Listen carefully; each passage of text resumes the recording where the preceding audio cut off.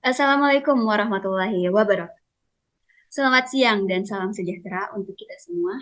Selamat datang di acara webinar Barani Statistik pertama yang diselenggarakan oleh Pojok Statistik Universitas Hasanuddin.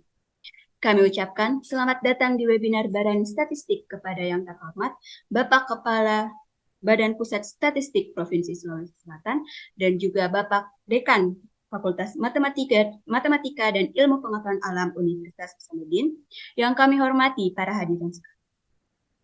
Bapak, Ibu, dan peserta webinar yang terhormat, Barani Statistik merupakan salah satu bentuk kerjasama antara BPS Provinsi Sulawesi Selatan dan Departemen Statistika Universitas Hasanuddin yang diwadahi oleh Pojok Statistik Universitas Hasanuddin. Perkenalkan, nama saya Sheila Amanda Sulistyo sebagai moderator pada webinar Barani Statistik kali ini. Hari ini, kita akan menjelajahi dunia data mikro bersama Badan Pusat Statistik atau BPS yang memberikan peluang bagi kita untuk memahami lebih dalam cara mengakses data mikro tanpa harus mengeluarkan biaya. Ini adalah langkah yang signifikan dalam mendukung penelitian, analisis, dan pemahaman kita tentang realitas sosial dan ekonomi di Indonesia. Sebelum kita memasuki sesi utama acara, saya dengan bangga ingin menyampaikan dua sambutan istimewa dari para tokoh hebat yang telah bergabung di tengah-tengah kita. Pertama, marilah kita sambut sambutan dari Kepala Badan Pusat Statistik Provinsi Sulawesi Selatan. Kami silakan kepada Bapak Arianto SSI MSI.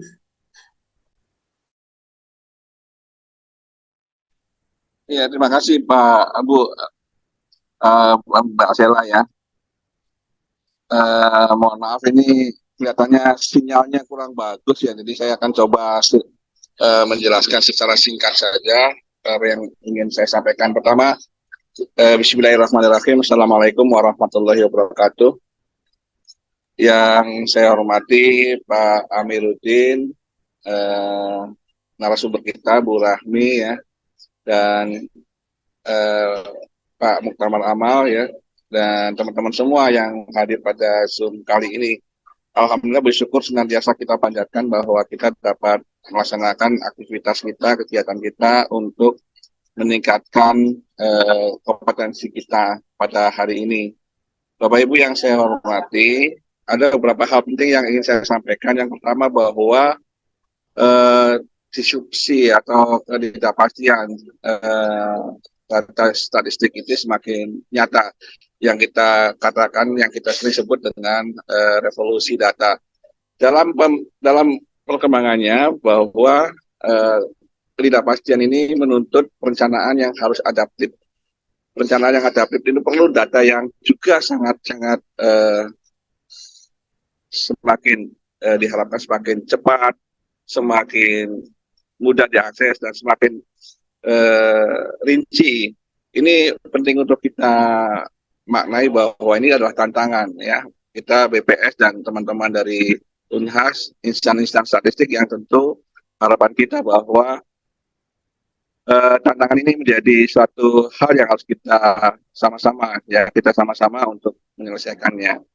Bapak Ibu yang saya hormati, slide berikutnya adalah bahwa kalau kita lihat apa yang itu namanya visual statistik, minimal ada 3 kriteria. Yang pertama harus menggunakan prinsip-prinsip dasar statistik. Ada fundamental prinsipal yang sudah dikeluarkan oleh UN ya, bahwa ada 10 prinsip-prinsip ini harus dipegang teguh sebagai penyelenggara statistik ketika itu dikatakan official statistik. Kemudian yang kedua juga menggunakan metodologi dan proses bisnis yang standar. Ini adalah kriteria yang kedua. Yang kriteria yang ketiga adalah menghadirkan dihasilkan oleh lembaga pemerintah. Dalam hal ini bisa BPS, juga bisa kementerian, lembaga, atau pemerintah daerah. Ini yang namanya dalam lingkup sistem statistik nasional. Artinya dalam sistem statistik nasional itu ada statistik pembagian tugas, statistik khusus, statistik dasar, dan statistik sektoral. Nah, official statistik itulah data yang dikeluarkan oleh pemerintah, baik itu BPS maupun pemerintah di luar BPS, dan baik itu di pusat maupun di daerah. Bapak Ibu yang saya hormati, lanjut saja. ke slide berikutnya bahwa ini ada sesuatu yang menarik bahwa sekali lagi ada revolusi data, ya, data revolution. Kemudian eh, kita juga melihat bahwa saat ini kalau kita lihat sumber data itu bisa dikumpulkan dari sensus, survei maupun kompilasi. Tapi sekarang ke depan ada lagi yang namanya sumber data lainnya seperti sumber data dari administrasi, transaksi, data sensor, data media sosial dan sebagainya. Ini adalah sumber-sumber data yang mungkin secara tidak langsung bisa kita manfaatkan. Dari si metodologi juga sama bahwa metodologi selama ini adalah bisa menggunakan sampling, kemudian uh, small area estimation dan sebagainya. Metodologi ke depan itu lebih lebih mengadopsi beberapa kemajuan kemajuan yang ada, kemajuan statistik yang ada, bagaimana permodelan statistik dan juga uh, machine learning. Jadi menggunakan teknologi yang teknologi informasi yang ada. Dari desain juga tentu ini desain dari sisi desain khusus prosesnya juga sekarang sudah berkembang. Saya lanjutkan saja ke slide berikutnya. Nah, ini salah satu yang menjadi tantangan kita bahwa ada pemanfaatan big data yang sudah dilakukan oleh BPS. Nah, ini penting untuk kita pahami bahwa big data ini sedang memang menjadi apa ya namanya, Indonesia menjadi salah satu negara yang menjadi pelopor penggunaan big data dalam official statistiknya. Beberapa yang sudah dilaksanakan pengumpulan data melalui big data, misalkan kalau data pariwisata, data MPD ya, mobile position, itu juga merupakan data-data yang memanfaatkan big data. Jadi BPS sudah mulai menggunakan untuk official statistiknya melalui berita resminya dengan menghalalkan big data. Sedangkan data-data lainnya dari big data sedang kita kaji secara metodologi dan sebagainya. Ini perlu kita maknai bahwa ini adalah perkembangan yang menjadi pemikiran kita, baik itu BPS maupun akademisi. Lanjut slide berikutnya.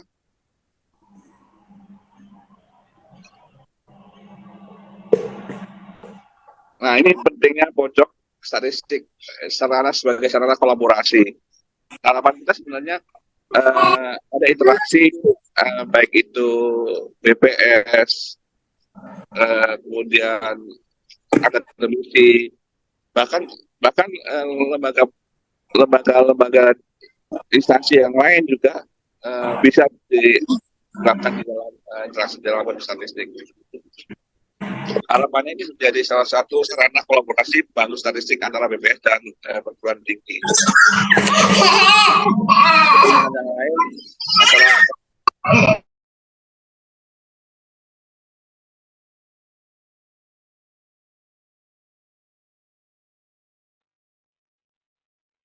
Mohon maaf Pak Arianto, mic-nya ke-mute Pak.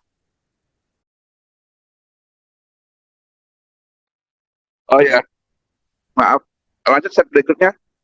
Untuk yang ini yang untuk pojok statistik sudah kita sampaikan dari mulai 2019 sudah kita bangun dan beberapa provinsi sudah melaksanakan hampir di 106 perguruan tinggi ya yang dikelola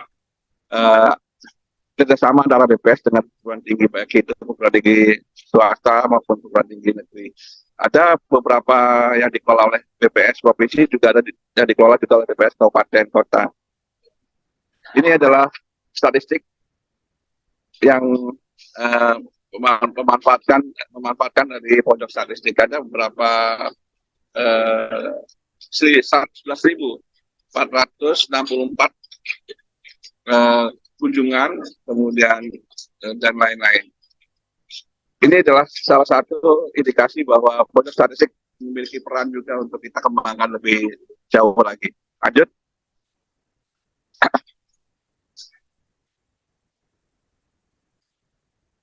Nah, ini program kegiatan pojok statistik yang tentu menjadi catatan kita semua antara BPS dengan teman-teman dari Unhas.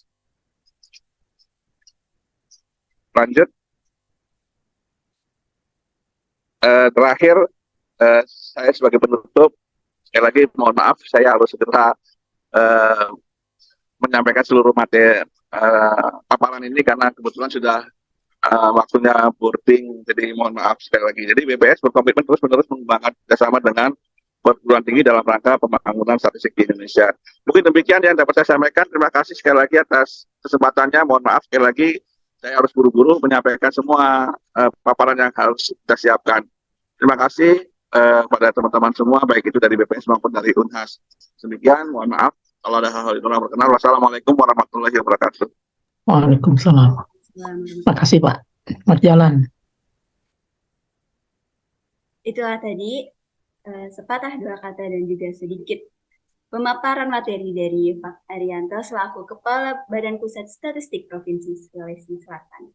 Selanjutnya, kita akan mendengarkan sambutan dari Dekan Fakultas Matematika dan Ilmu Pengetahuan Alam Universitas Hasanuddin. Kami silakan Bapak Dr. Amiruddin MSI untuk memberikan sambutannya.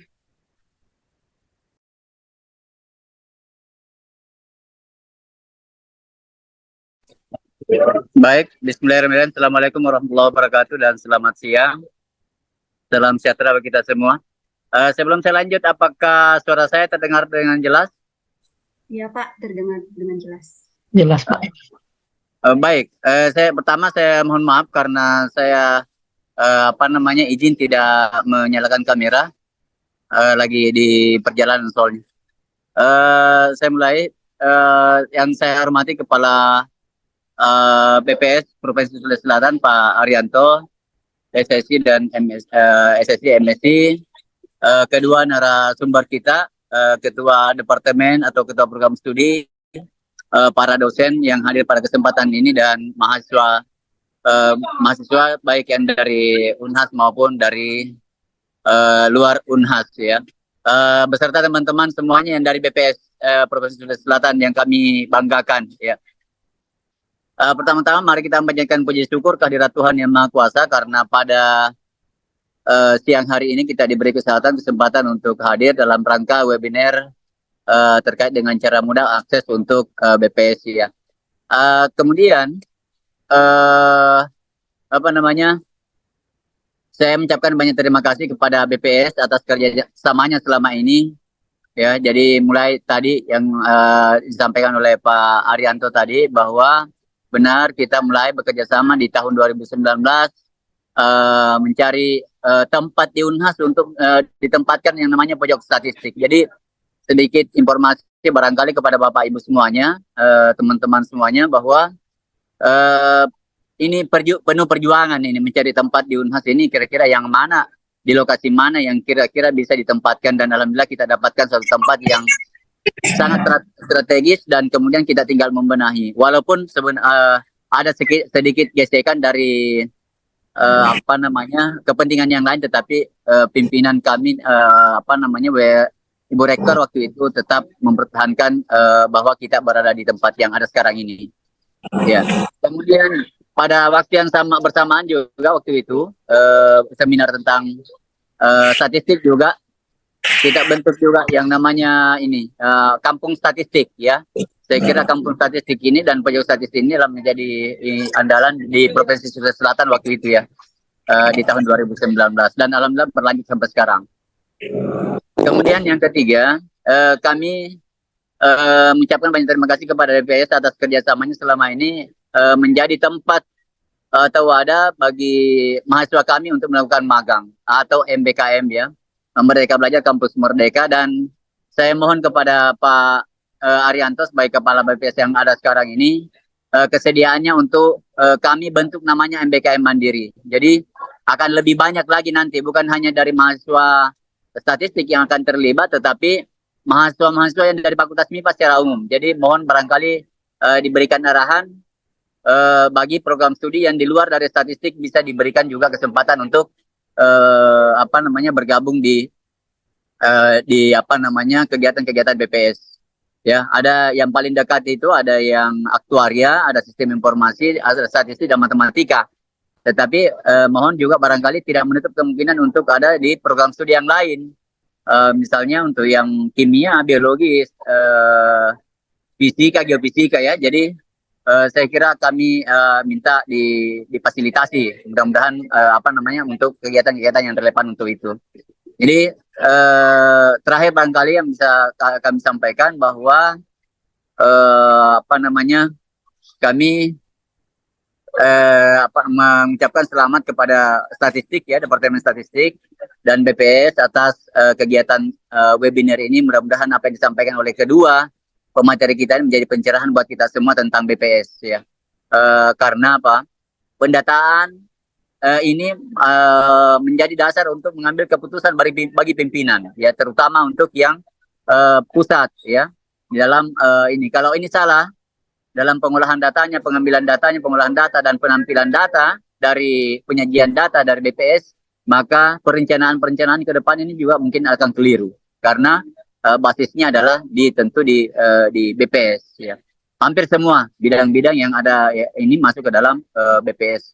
Saya kira itu barangkali yang bisa kami sampaikan dan sekali lagi kami ucapkan selamat berwebinar.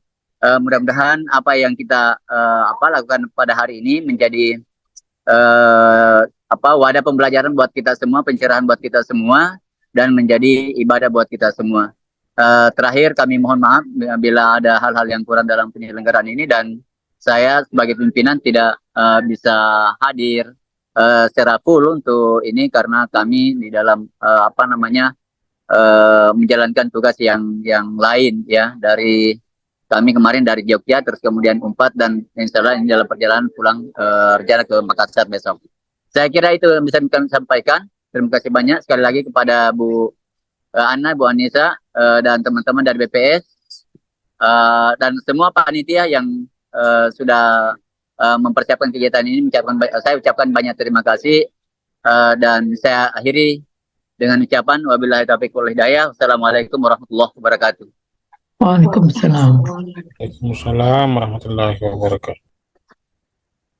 Baik, itulah tadi beberapa pemaparan dan sambutan dari Bapak Dekan Fakultas Matematika dan Ilmu Pengetahuan Alam Universitas Hasanuddin, Bapak Dr. Eng Amiruddin MSI, dan juga dari Kepala Badan Pusat Statistik Provinsi Sulawesi Selatan, Bapak Arianto SSI MSI.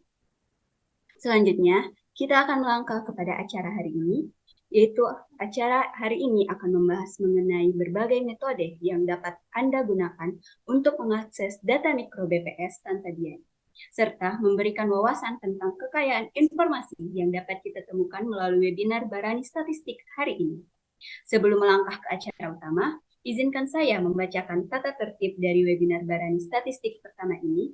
Adapun tata tertibnya adalah yang pertama, peserta diharapkan menyalakan kamera dan memakai virtual background yang diberikan oleh panitia. Kedua, peserta diharapkan untuk mengganti nama Zoom dengan format nama lengkap _instansi. Yang ketiga, peserta tidak diperkenankan menyalakan mikrofon kecuali diberi izin untuk bertanya. Yang keempat, peserta diperbolehkan bertanya apabila narasumber telah selesai menjelaskan materi. Yang kelima, peserta diminta untuk mengambil screenshot saat berlangsungnya webinar sebagai bukti kehadiran. Yang keenam, peserta diharapkan untuk mengisi presensi akhir pada link yang akan diberikan oleh panitia di room chat Zoom meeting setelah webinar selesai. Yang ketujuh, sertifikat elektronik akan diberikan kepada peserta yang telah hadir pada acara webinar dan yang mengisi presensi akhir melalui Google Form. Yang kedelapan, pengisian Google Form pada presensi akhir akan diberi batas waktu dan akan tertutup secara otomatis sesuai waktu yang telah ditentukan oleh panitia.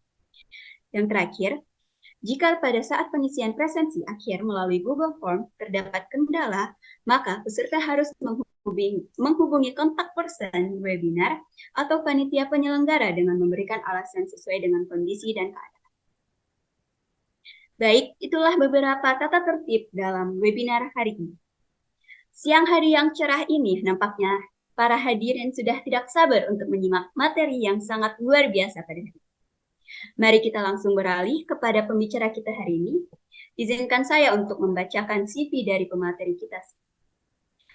Adapun nama dari pemateri kita adalah Ibu Rahmiati Rahim, SSTMT, merupakan statistisi ahli muda, bidang kerja Badan Pusat Statistik Provinsi Sulawesi Selatan, diseminasi data dan layanan statistik, pembinaan statistik sektoral lingkup Pemprov Sulawesi Selatan, pendidikan Diploma 4 Sekolah Tinggi Ilmu Statistik Jakarta tahun 2004 hingga 2009, S2 Institut Teknologi Bandung 2016 hingga 2018. Dengan kontak email rahmia@bps.go.id, rahmiatirahim@gmail.com. Dengan nomor kontak WA 0853 419 34811. Saya mengundang Ibu Rahmiati Rahim, SSTMT, untuk berbagi pemahamannya mengenai cara mudah akses data mikro BPS 0. Selamat siang, Ibu. Selamat siang, Ibu Rahmi. Ya.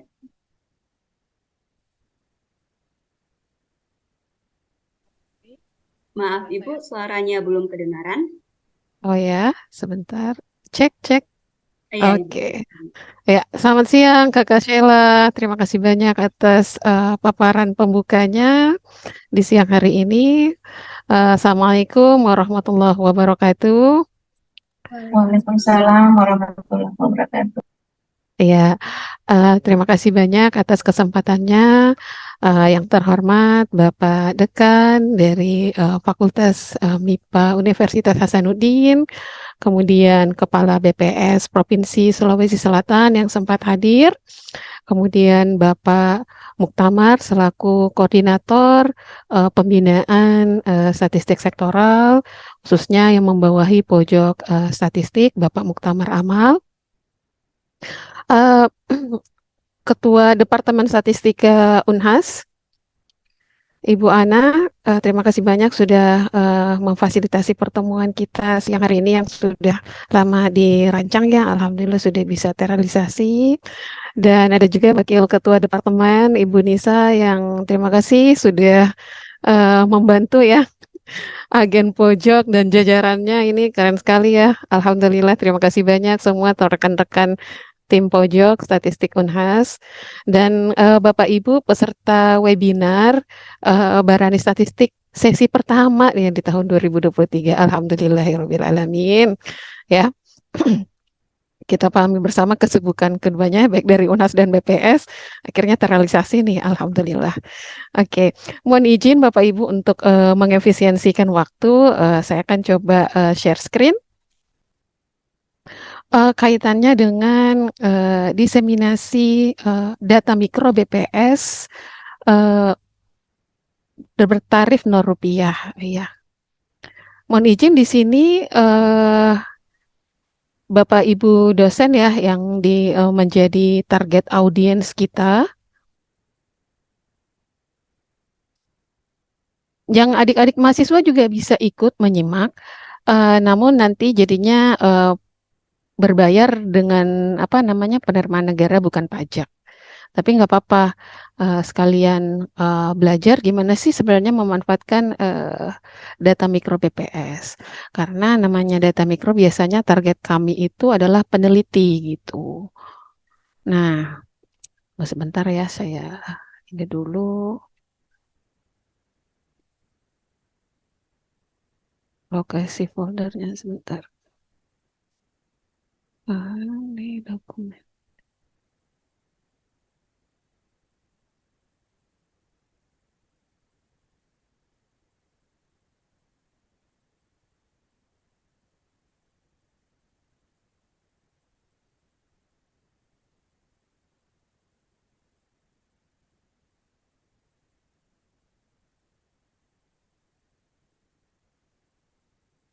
Mungkin saya bisa sambil menunggu nih, bisa di-share info dari mana saja peserta webinar kali ini?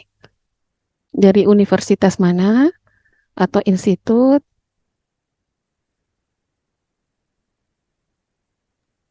Baik, Ibu. Dari username yang tertampil, saya dapat melihat ada dari Universitas Hasanuddin, ada Mhm. dari Universitas Negeri Makassar, ada dari Mhm. Stikes BM Majene, dan Wow. juga ada dari Universitas Halualeri. Wow, jauh juga ya. Halo Holeo datang di sini ikut hadir. Gak apa-apa, tapi secara metodologi nanti sama kok tahapannya. Sebentar lagi loading paparan saya.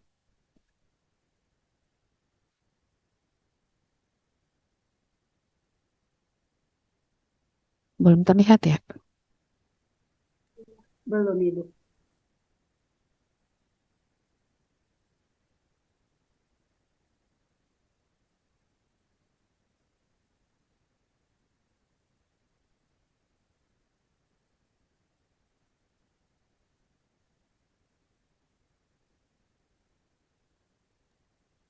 Baik, Ibu, sudah tertampil PowerPoint-nya. Iya.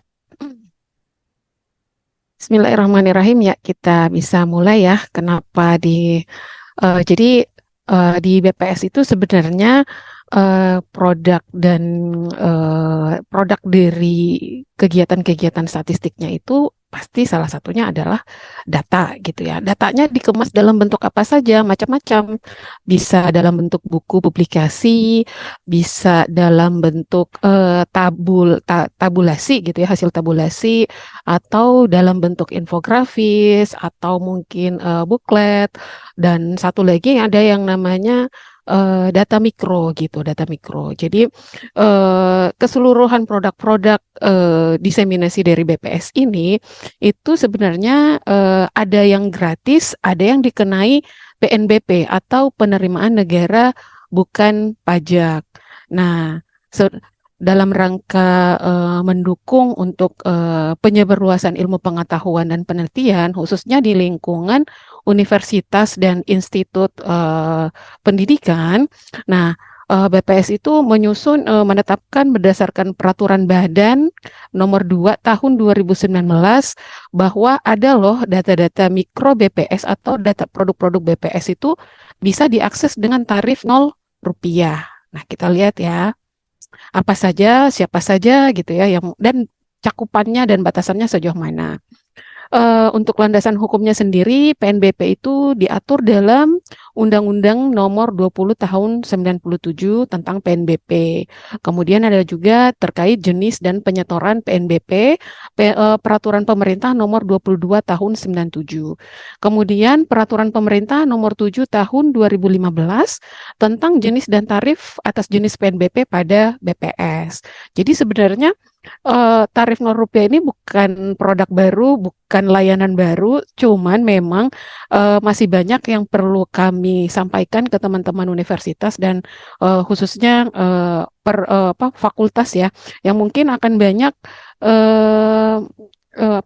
ada kebutuhan untuk mengakses data raw BPS, karena kami di sisi BPS sendiri juga kan melayani konsumen data yang dimana masih mayoritas ya 40-an% ke atas itu konsumen kami adalah mahasiswa dan peneliti, sehingga dari konsumen kami yang datang ada yang bermohon data-data yang sebenarnya itu sudah dikenai tarif penerimaan negara bukan pajak ya.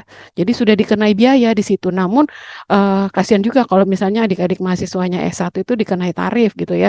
Nah, ini mungkin jadi PR di sisi kami, gimana sih mempush atau mendorong universitas atau institusi untuk bisa memanfaatkan fitur ini gitu. Apa saja jenis-jenis PNBP yang diatur oleh BPS? Nah, ini nih, ada produk-produk dan publikasi cetakan, produk publikasi elektronik ya. Jadi untuk publikasi elektronik sebenarnya tersedia gratis di website BPS, tapi dia itu low resolution dan ada watermark bps.go.id-nya. Nah, yang dikenai PNBP yang mana? Yang kualitasnya bagus dan tidak berwatermark. Kemudian yang ketiga ada produk data mikro.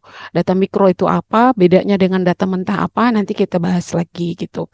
Kemudian ada juga produk peta digital Wilkerstat atau wilayah kerja statistik. Jadi ini tuh merupakan peta poligon ya. Jadi bisa poligon titik atau poligon wilayah. Wilayah ini bisa batas RT RW, bisa batas desa, bisa batas kecamatan. Jadi sayang sekali kalau misalnya fokus utama dari yang akan kita bahas di sesi ini tuh yang 4 item ini tidak bisa dimaksimalkan untuk penelitian dan kemajuan di bidang ilmu pengetahuan.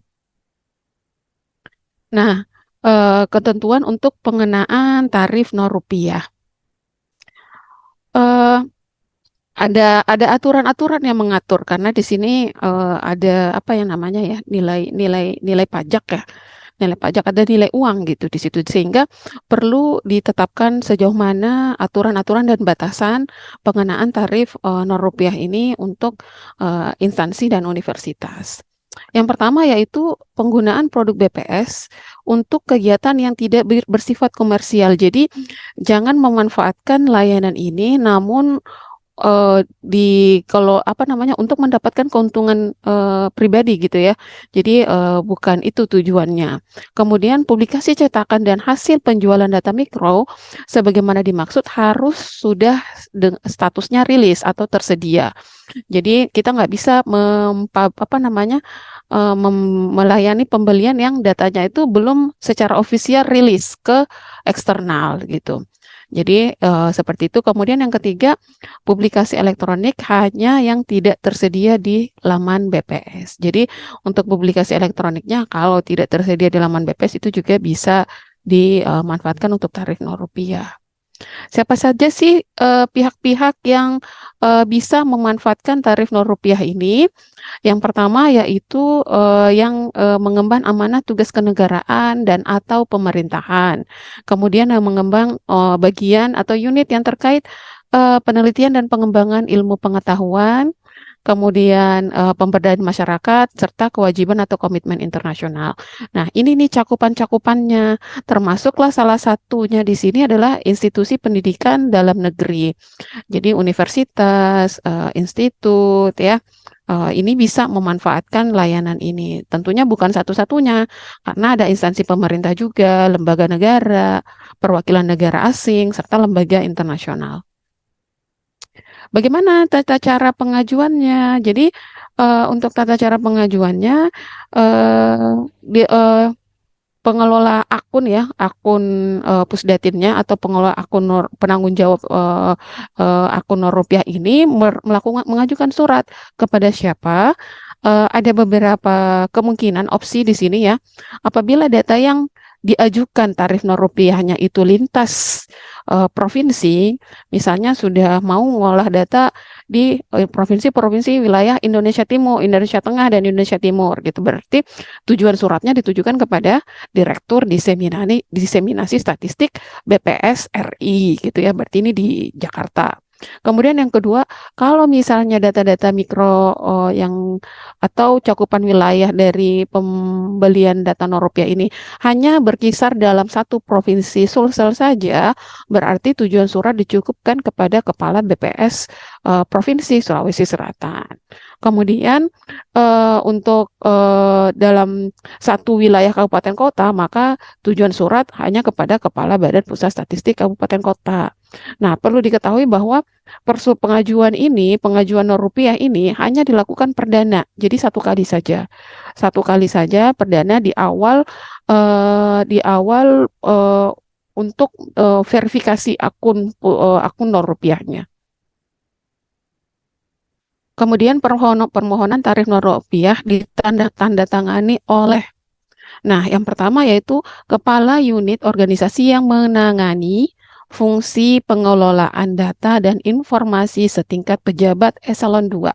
Ini untuk instansi pemerintah pusat dan negara. Nah, kalau untuk institusi pendidikan ada di poin 3, yaitu dekan ya, setara eselon 2 ini dekan, direktur atau pejabat setingkat eselon 2 di lingkup pendidikan tinggi atau kepala sekolah gitu ya.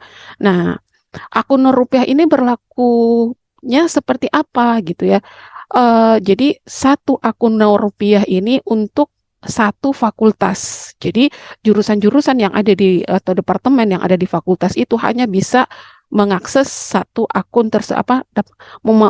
mendapatkan layanan dari satu akun itu saja. Jadi mungkin nanti fungsi koordinasinya seperti apa nanti secara internal kalau bisa tolong dikelola atau diatur gitu seperti apa kebijakannya. Karena satu fakultas hanya bisa mengajukan satu akun Rp0. Kemudian tahapan berikutnya yaitu pemohon mengajukan surat permohonan disertai abstraksi penggunaan data. Nanti akan difasilitasi via website ya. Nanti kita uji coba praktek websitenya. Ini contoh format suratnya.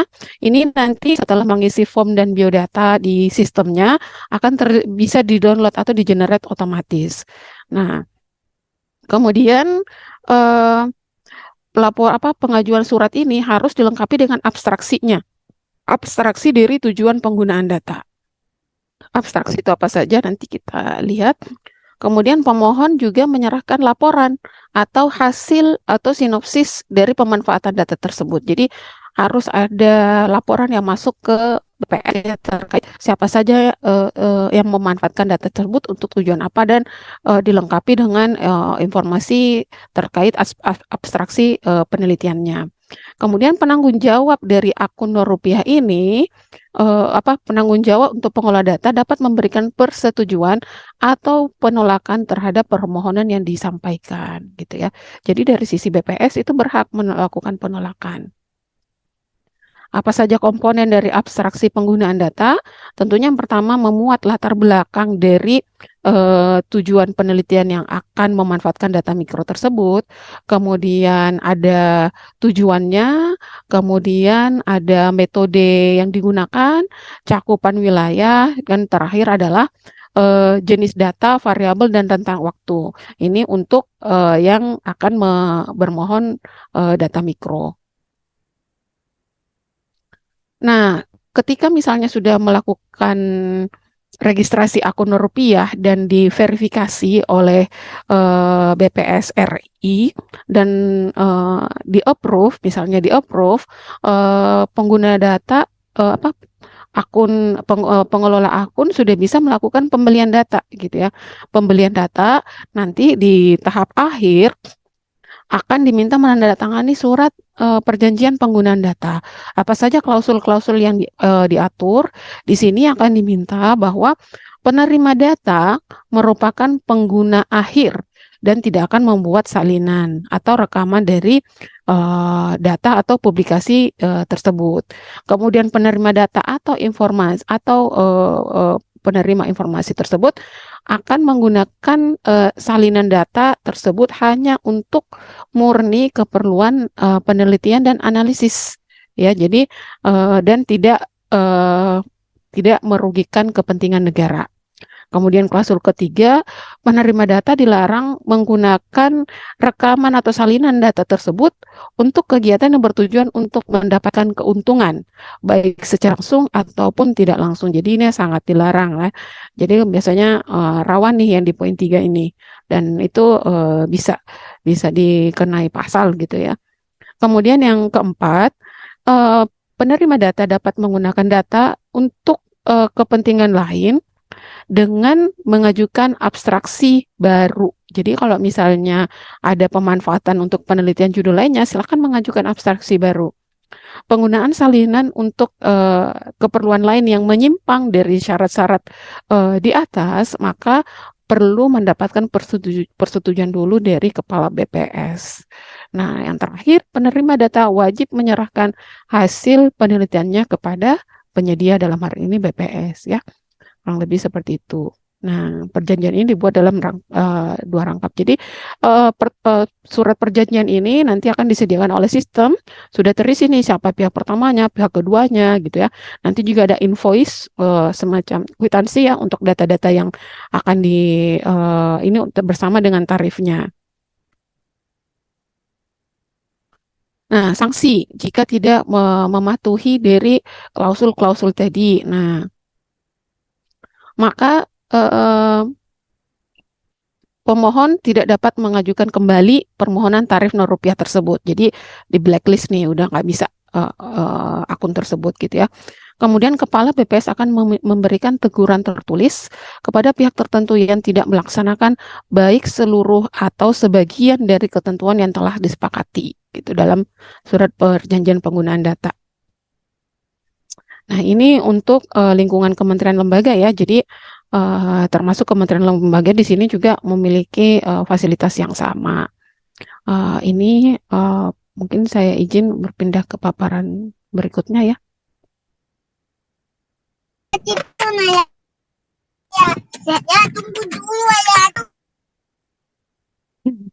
Ada yang ingin ikut menyimak sepertinya?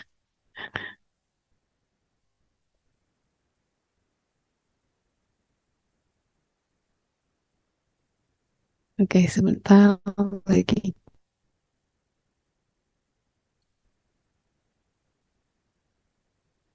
Oke, terlihat lah ya. Ya, oke. Nah, di penghujung tahun 2023 ini, BPS sebenarnya sedang mempersiapkan rilis hasil sensus pertanian 2023 di mana komponen-komponen atau data mikro yang variabel-variabel yang tersedia di sensus pertanian itu sangat lengkap ya, lengkap dan detail gitu. Jadi untuk teman-teman atau fakultas yang mungkin punya ada kebutuhan khususnya kayak fakultas pertanian, fakultas peternakan, kehutanan gitu ya, perikanan itu ada semua variabel-variabelnya tersedia di sensus hasil sensus pertanian 2023. Nah, apa sih bedanya data mentah dan data mikro? Selama ini kira-kira ada gambaran nggak? Data mentah itu, jadi kalau dibilang data mikro sama nggak dengan data mentah?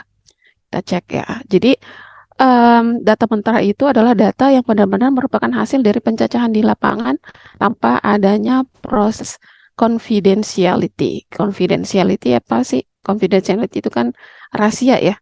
Jadi ada kebijakan yang mengatur sejauh mana data tersebut atau informasi tertentu itu bisa dirilis ke publik atau tidak. Nah, sementara data mikro adalah data mentah yang sudah mengalami proses confidentiality, artinya identitas individunya itu sudah tidak dilampirkan di data-data yang dihasilkan. Jadi jangan berharap banyak bahwa dengan memanfaatkan data mikro ini akan melekat ke individunya gitu, nggak seperti itu. Jadi kita diatur, jadi kita terikat oleh sebuah aturan bahwa data mikro yang bisa kita rilis ke publik itu hanyalah data mikro, bukan data mentah. Sehingga kerahasiaan data dapat terjamin dan keterangan identitas dari responden tetap terlindungi gitu ya. Kemudian confidentiality merupakan salah satu dari 10 prinsip fundamental dari official statistik PBB. Jadi ini juga bagian dari kebijakan internasional bahwa perlu untuk melindungi akses kepada data individu. Proses apa saja sih yang dilakukan dalam confidentiality ini? Pertama, penghapusan kolom nama dan keterangan responden, termasuk di sini nama yang bersangkutan, individu, baik itu rumah tangga, organisasi maupun perusahaan, termasuk alamatnya itu pasti sudah tidak ada di data mikronya. Kemudian penghapusan kolom variabel yang mempunyai nilai relatif standar error yang melebihi ambang batas. Jadi ada mungkin variabel-variabel yang biasanya tinggi, nah itu biasanya juga sudah tidak kalau menurut tim teknisnya itu sudah melampaui cukup bias, maka biasanya variabel tersebut tidak dirilis ke publik. Kemudian agregasi data output, contohnya pada data mikro ekspor impor. Nah, biasanya sudah dalam bentuk agregat ya. Kemudian penyederhanaan data output, contoh pada jumlah digit kode KBLI. Biasanya kode KBLI itu kan ada beberapa digit ya, ada mulai dari 2 digit, 4 digit ya, sampai 5 digit. Nah, biasanya dibuat lebih general ya. Nah, itu sudah salah satu proses confidentiality juga. Kemudian terakhir itu penghapusan kolom variabel yang memang hanya digunakan untuk keperluan internal ya. Itu. Jadi biasanya bukan untuk publik, itu nggak dirilis juga. Kita masuk ke prosedur pelayanan. Jadi nanti mohon ketika mengakses sistem informasinya bisa menyiapkan surat nanti bisa mendownload suratnya dulu, kemudian menentukan tujuan surat kemana untuk wilayah dalam satu sulsel, berarti cukup ditujukan kepada kepala BPS provinsi gitu. Kemudian menandatangani surat penyerahan data. Jadi yang tadi ya ada nanti kalau untuk tim eksternal bunyinya surat perjanjian penggunaan data.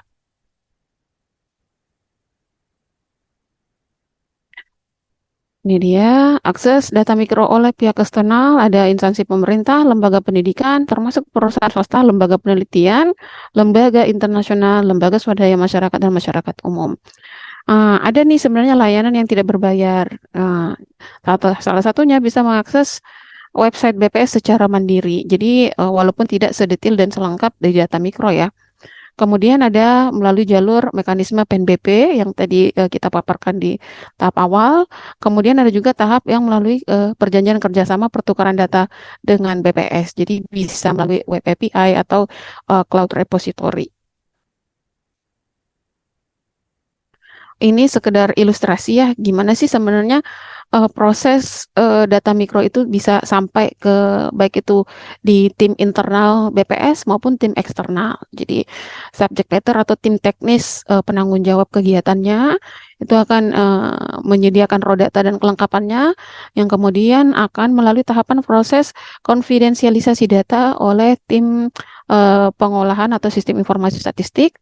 Ya, ini prosesnya di pusat, kemudian masuk ke tim penyebarluasan data, ya, dalam bentuk tadinya yang masuk ke tim pengolahan itu adalah raw data, dan masuk ke tim diseminasi itu sudah bentuknya data mikro.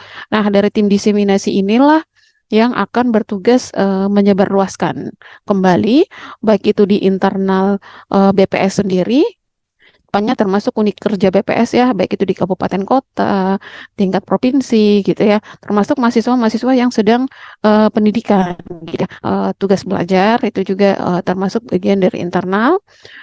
Kemudian ya di BPS provinsi, kemudian di eksternal sendiri itu tadi lembaga-lembaga pemerintah, lembaga penelitian ya, lembaga internasional dan masyarakat umum. Apa saja sih kelengkapan dari data mikro itu? Jadi data mikro akan dilengkapi dengan kuesionernya, layout dan pembacaan kode-kode bukunya ya, karena kan data mikro itu isinya cuma angka dan kode-kode gitu ya. Nah, perlu pemahaman dari konsumen data bagaimana memahami atau memaknai data mikro tersebut. Nah, ini semacam panduannya gitu, panduan memaknai data mikro tersebut. Jadi ada file master wilayah, cakupan wilayah, jumlah sampelnya, tingkat penyajian diperbolehkan. Jadi jangan berharap bahwa data mikro itu tersedia sampai dengan level wilayah sekecil-kecilnya, tidak. Jadi data mikro yang akan di-share ke publik itu disesuaikan dengan level estimasinya. Kalau misalnya data di kegiatan tersebut hanya bisa jumlah sampelnya hanya untuk mengestimasi level provinsi, maka data mikro yang disediakan hanya menyediakan informasi sampai level provinsi. Gitu. Kalau misalnya data mikro tersebut jumlah sampelnya memenuhi untuk melakukan estimasi sampai dengan level kabupaten kota, maka data mikro yang disediakan itu sampai dengan level kabupaten kota. Bahkan disertai dengan sudah dilengkapi dengan penimbangnya. Itu sudah ada penimbangnya, weighting ya. Kalau teman-teman statistika biasanya sudah paham ya ini ya. Karena kan kebanyakan kita juga basisnya survei. Kelengkapan administrasinya ya ini ya. Jadi nanti ada layouting atau metadatanya ya, kuesionernya, penjelasan variabel-variabel yang tidak dirilis ke publik. Nah, ini juga sudah ada informasinya. Nanti kalau di sini surat perjanjian penggunaan data. Kemudian ada surat pengantar pengiriman data jika jika dilakukan karena ada beberapa surat-surat itu yang sudah tidak masih berbasis hard copy ya. Nah, ini nanti semuanya nanti akan berbasis digital ya. Jadi nanti akan butuh materai, konsumen akan diminta mengajukan untuk materai digital juga gitu. Kemudian data mikronya nanti akan dalam format DBF. Oke. Nah, sebelum saya mau share ketentuan, cakupan dan fasilitasnya, batasannya sejauh mana sih? Eh,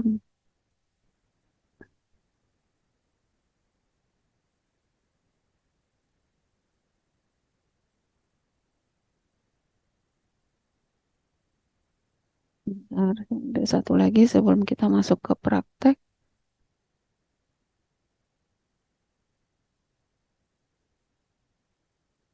Ini ada yang nih, oke, udah ketemu deh. Yang mana saja batasan-batasan eh yang bisa dikenai nol rupiah gitu. Karena nggak semua kita, jadi ada aturan dan itunya.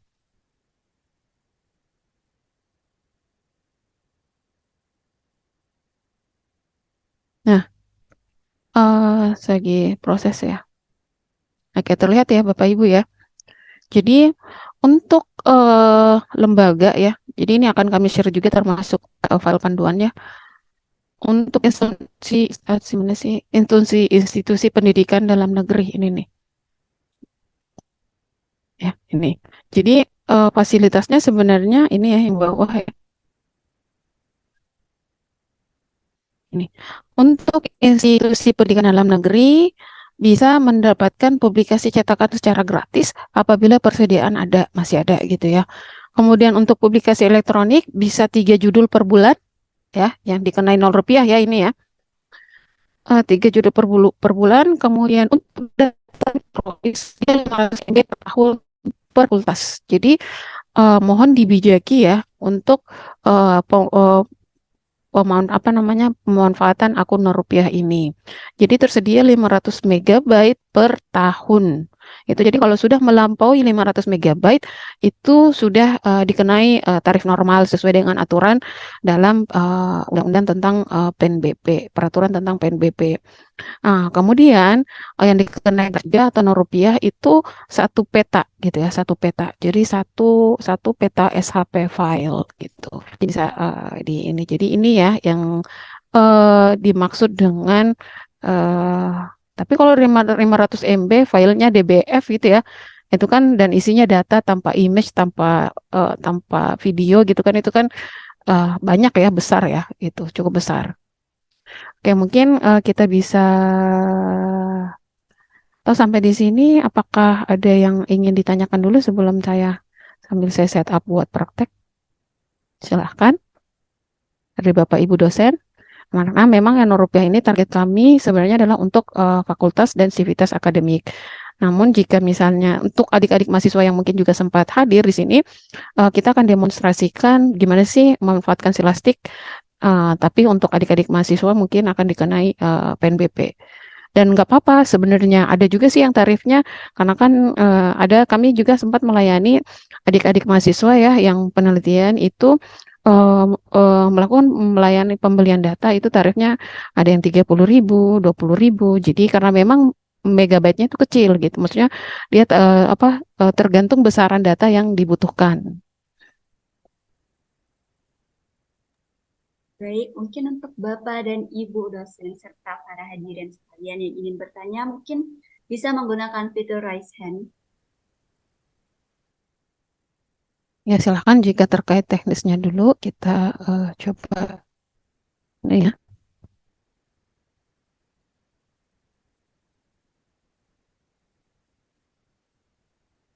Oke, izin saya screen lagi untuk prakteknya. Jadi Bapak Ibu silahkan mengunjungi silastik.bs.go ya. Di ini.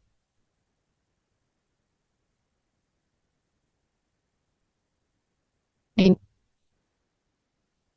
ya. Silastik.bs.go.id. Di sini sudah tersedia panduan penggunaan untuk berbayar, user manualnya yang berbentuk bahasa Inggris ya. Kemudian ada juga panduan penggunaan silastik untuk nol rupiah, itu bisa dibaca dulu dan dipelajari gitu ya. Oke. Dari sini Bapak Ibu sebelum melakukan login atau dia akan diminta registrasi dulu jika yang perdana gitu ya. Oh, sudah ada namanya Mbak Sheila di sini. Misalnya nih, belum pernah melakukan registrasi, silahkan di sini nih, masukkan registrasi akun. Ya. Misalnya nama,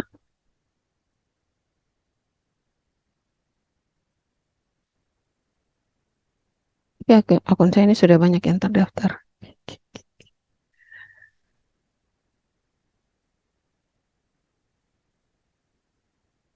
Dan proses ini sama ya untuk teman-teman yang ingin melakukan pembelian data. Ya, salah deh.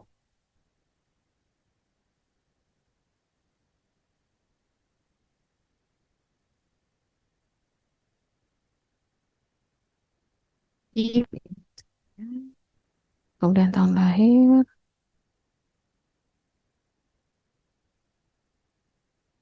kemudian cari Indonesia.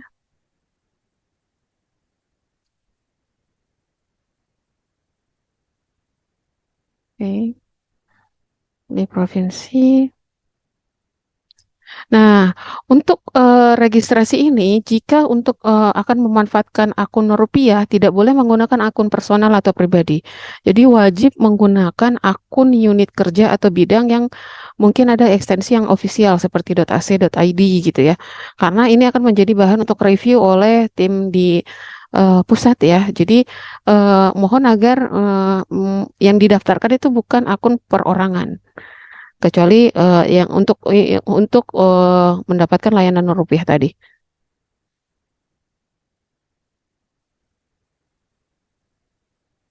Ya, ini misalnya di sini SM,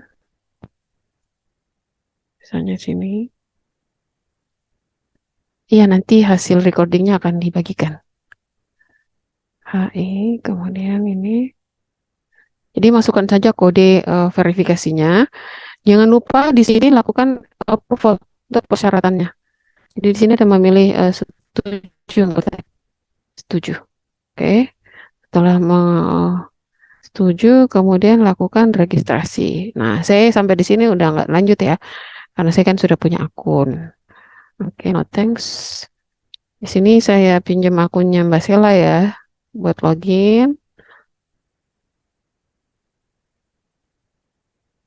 Oke, tampilannya akan seperti ini. Ya.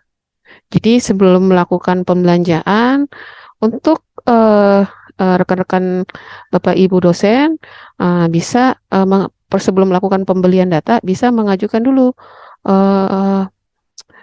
untuk mendapatkan nor rupiahnya. Gimana caranya? Jadi masuk di sini di menu akun ya, kemudian ada ini nih Pusdatin atau Wali Data. Ingat syaratnya adalah akun yang diregistrasikan adalah akun unit kerja ya. Jadi biasanya ada ekstensi Tanya Mbak, ekstensi ininya ya gimana, silahkan dari saya nama dan siapa ya ya. Muhammad Idrus dari UNM.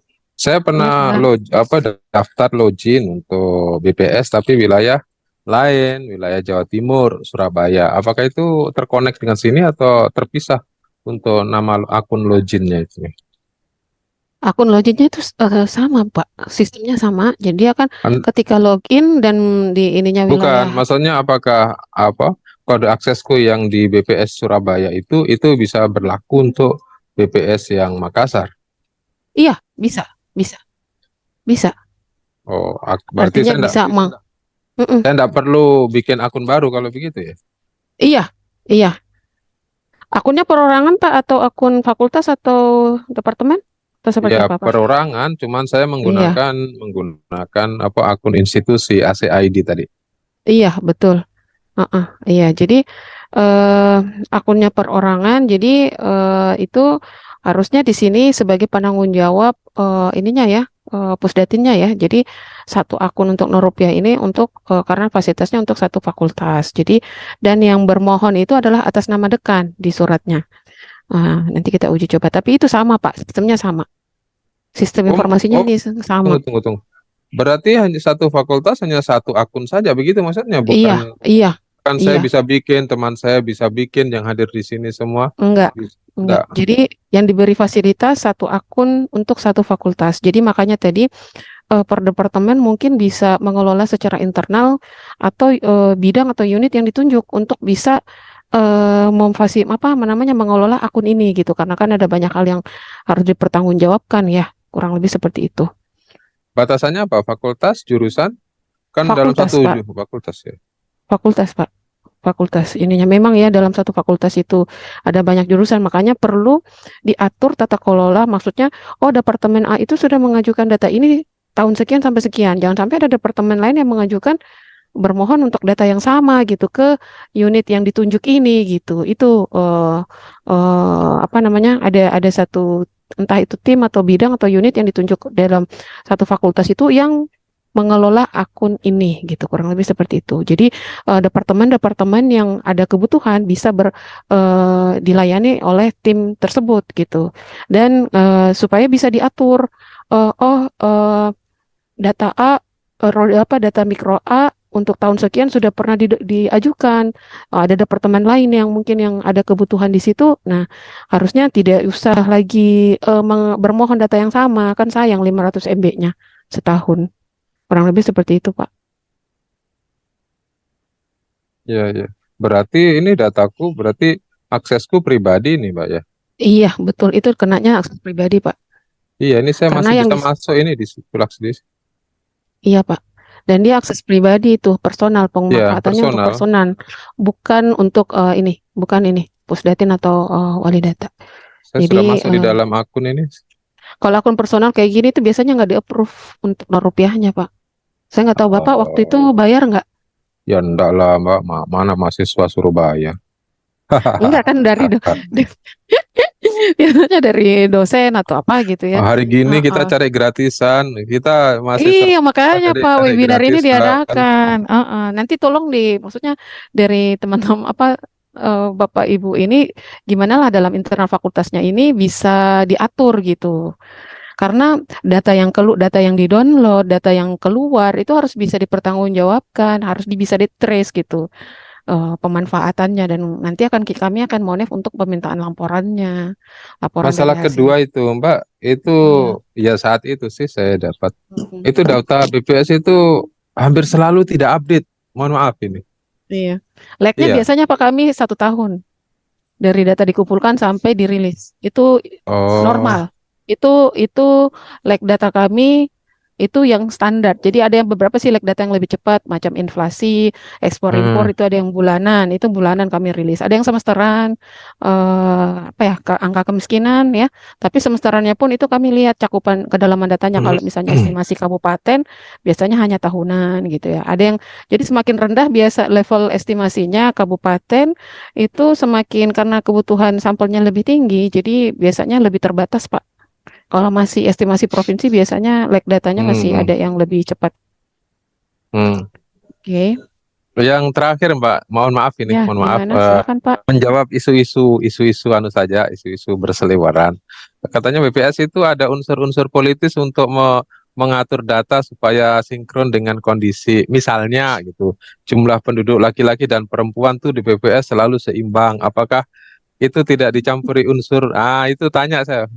Validitas datanya itu BPS untuk yang sifatnya berdampak kepada ya gejolak tertentu lah. Gimana itu, Eh, Pak? Terima kasih, Pak. Pertanyaannya itu pertanyaan yang masuk ke BPS untuk harusnya kesekian kali gitu ya, dan harusnya Bapak Ya. udah bisa dapat piring cantik, Pak. Voucher aja kali, Pak ya. Ya, boleh. Iya. Ya, wah ya, Iya. siapa tahu ini kebetulan ketemu sama yang berkompeten, Mbak. Karena selama ini kan kita hanya Oh, bagus amin. sama Iya, orang-orang betul, yang betul. tidak langsung, sehingga jawabannya pun Jadi, kita tidak bisa pegang. iya. Jadi gini Pak, ada kondisi-kondisi kadang angkanya itu bagus, biasanya pemerintah terkait, wah senang gitu ya, support gitu. Cuman ada kadang juga datanya Hmm, ketika kurang memuaskan pihak-pihak yang kan macam data-data yang dihasilkan BPS kan pastinya berdampak ke wilayah tertentu atau institusi tertentu, karena kan kita memotret kinerja mereka gitu ya, Iya. berdasarkan hasil potret kami di lapangan, kurang lebih seperti itu. Nah, itu kadang ada yang tidak tidak menggambarkan program, maksudnya dari pihak tim pemerintah atau apa gitu sudah menyusun banyak program kerja dan lain-lain, tapi tidak tergambarkan di potretnya BPS. Nah, kadang juga mereka kecewa kayak gitu-gitu ya. Nah, tapi kalau untuk titipan, insya Allah kita sudah tidak memfasilitasi hal-hal seperti itu.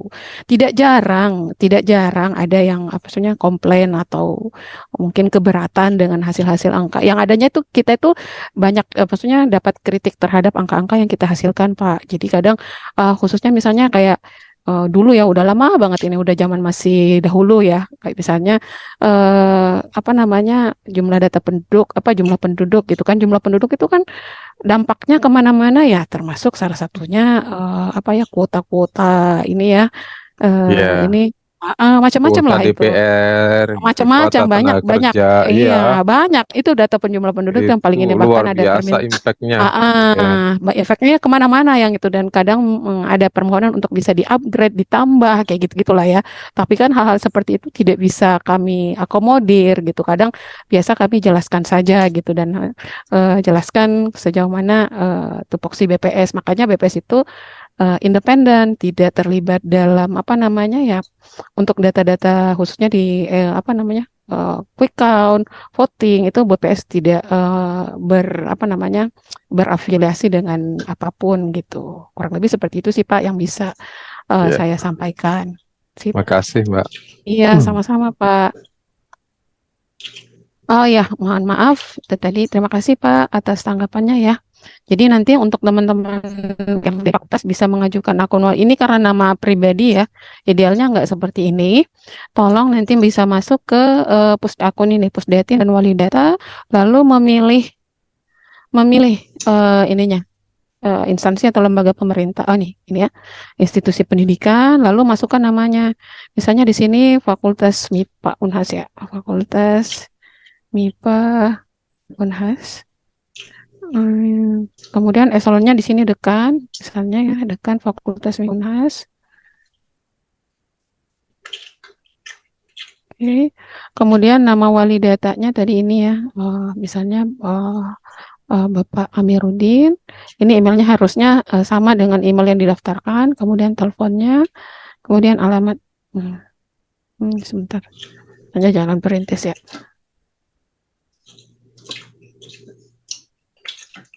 Oke, nah dari sini akan diminta download untuk format suratnya.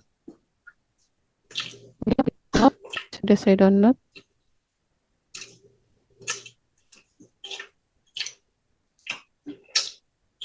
Oh, belum terlihat di layar ya. Sebentar.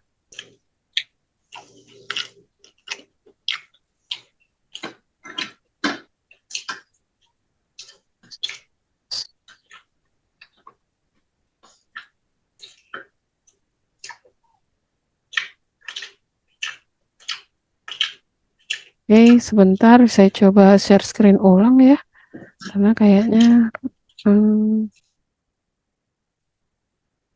saya coba screen format suratnya, tuh. Oke, jadi ini mau Mas lihat ya. Jadi di sini setelah melakukan download, ini sudah kelihatan nih siapa saja yang nama pohonnya sudah terisi, instansinya, bagian. Jadi bagiannya ini harus setara eselon 2 ya. Unit yang mohon ini bukan pribadi ya. Jadi bukan atas nama perorangan tadi, tetapi atas nama fakultas permohonan datanya ini adalah benar merupakan unit yang bertanggung jawab dalam pengelolaan data dan informasi di instansi apa gitu ya. Ini tolong diperbaiki saja. Fakultas MIPA Unhas. Jadi nama instansinya tadi Universitas Hasanuddin gitu ya. Ini ya, nanti diperbaiki ya. Universitas Hasanuddin Fakultas MIPA. Nanti hormat kaminya di sini yang bermohon, yang atas nama dekan tadi. Nah, KOP-nya tolong diganti disesuaikan dengan KOP institusinya, nanti juga nomor suratnya juga diperbaiki, kurang lebih seperti ini. Setelah di tahap ini nanti akan bisa mengupload di sini. Mengupload di sini. Tapi tadi suratnya perlu disahkan, ditandatangan dan di-scan dalam format PDF, kemudian diupload di sini. Tuh ya. Nanti setelah upload, nanti tinggal diklik submit ya. Klik submit. Nanti kalau sudah disubmit akan kelihatan statusnya. Apakah masih dalam proses verifikasi atau sudah approve dan lain-lain. Itu. Jadi kurang lebih seperti ini tahapan prosesnya, dia akan muncul di sini. Nah, kita akan coba latihan pembelian data gitu ya. Di sini sebenarnya ada beberapa sih. Ini ada peta Wilkersat. Mohon izin, untuk peta Wilkersat itu sebenarnya peta wilayah kerja BPS. Jadi tidak bisa dikatakan sebagai peta yang ofisial untuk wilayah daerah gitu ya, karena kita bukan badan yang bertanggung jawab untuk mengelola peta wilayah gitu ya, tetapi lebih ke petanya ini untuk pemanfaatan internal BPS. Tapi secara akurasi peta digitalnya cukup bagus gitu, sampai level desa. Kalau menurut saya itu sudah cukup akurat gitu, karena perubahan-perubahan dinamika di lapangan ya, kayak RT RW yang mekar, yang gabung dan lain-lain. Nah, saya cukup rekomendasikan untuk kalau misalnya ada kebutuhan ya bisa sampai untuk level desa. Kemudian untuk kita coba belanja data mikro ya. Nah, yang jadi tantangannya adalah Bapak Ibu sebelum melakukan pembelian data itu memang perlu memahami periode pengumpulan data, sampelnya apa, variabel apa yang dikumpulkan dari kegiatan-kegiatan BPS. Itu yang jadi PR-nya. Tapi kalau rekan-rekan peneliti sih biasanya lebih paham sih sebenarnya, lebih gampang peduli. Jadi perlu dipelajari bahwa data ini tuh adanya di survei yang mana, variabel ini tuh adanya di survei yang mana, estimasinya sampai level apa, kayak gitu. Periode pengumpulan datanya berapa kali dalam setahun. Nah, itu Bapak Ibu harus sudah punya insight ya, atau pengetahuan pendahuluan sebelum melakukan pembelian data. Jadi butuh riset dulu gitu. Ini untuk kegiatan-kegiatan BPS di statistik sosial, kemudian ada juga di statistik ekonomi ya, ada sensus ekonomi, sensus pertanian. Ini nih yang dalam waktu dekat nih yang akan kami rilis launching gitu. Kemudian ada perdagangan luar negeri, ekspor, ada impor ya. Yang di bidang pertanian juga survei usaha tani ya. Jadi mohon dipelajari dulu survei itu kegiatan tersebut cakupannya apa, variabel apa yang dikumpulkan ya. Jadi perlu dipahami gitu. Oke, kita masuk contoh nih yang paling banyak menyediakan data dan variabel ya, variabel pengeluaran, konsumsi, variabel ya pengeluaran, konsumsi, kemudian data-data sosial ya. Ini biasanya di sini nih, survei sosial ekonomi nasional. Jadi survei sosial namanya singkat Susenas ya biasanya. Nah, paling banyak diakses oleh pengguna nih. Ini nilai PNBP kan. Kalau Bapak Ibu bisa melihat, misalnya nih untuk Susenas Maret 2023, kuesioner core itu kuesioner inti ya. Jadi untuk Susenas itu bisa ada dua kuesioner core dan kuesioner modul ya. Jadi nilai uangnya berbeda nih. Ini harga Selindo nih. Harga hasil data mikro Susenas Maret seluruh Indonesia 26,7 juta. Kemudian kalau untuk konsumsinya sampai dengan 62 juta. Ini ukuran datanya itu 7,93. Tapi tenang aja Bapak Ibu bisa membeli datanya itu parsial, artinya bukan gelondongan seperti ini. Bisa memilih wilayahnya, bisa memilih variabel yang mana yang ingin ambil, jadi tidak usah wilayah utuh, jadi cukup variabel-variabel yang memang berkenaan dengan penelitian Bapak Ibu. Nanti biasanya nilai uang, maksudnya biaya ongkosnya itu bisa lebih murah gitu ya. Nah, kalau saya kira-kira konversi ya, 500 MB itu bisa setara hampir 20 juta ya. Itu nilai penerimaan negara ya. Jadi di situ karena ada potensi pemasukan negara di situ, makanya ada banyak administrasi yang perlu Bapak Ibu lengkapi untuk bisa memanfaatkan layanan ini. Misalnya nih saya tertarik untuk membeli Sursenas Maret untuk kuesioner core. Ini saya klik ya. Jadi perlu dipahami dulu nih Sursenas itu apa, variabelnya apa. Kalau bisa udah punya kuesionernya, udah punya sudah terbiasa lah dengan survei tersebut. Ini untuk full dataset, karena kalau misalnya Bapak Ibu hanya ingin membeli lingkup Sulsel saja, misalnya ini bisa non-full dataset. Non-full dataset artinya parsial saja dari data tersebut. Non-full dataset adalah pemilihan variabel atau wilayah terpilih dari full dataset. Total biaya tergantung dari ukuran datanya. Jadi harga datanya itu sebenarnya Rp100 per kilobyte ya. Harga datanya itu Rp100 per kilobyte. Silahkan memilih wilayah dan variabelnya. Jadi apakah akan full wilayah seluruh Indonesia tapi variabelnya yang dipecah-pecah, atau hanya tidak semua wilayah. Misalnya saya mau beli wilayahnya, jadi ini bisa lintas provinsi ya, wilayah pembelian wilayahnya. Jadi silakan di checklist sesuai dengan kebutuhan datanya. Misalnya nih saya mau milih Susenas di wilayah Makassar saja, hasil raw datanya gitu ya. Nah ini saya checklist ya. Kemudian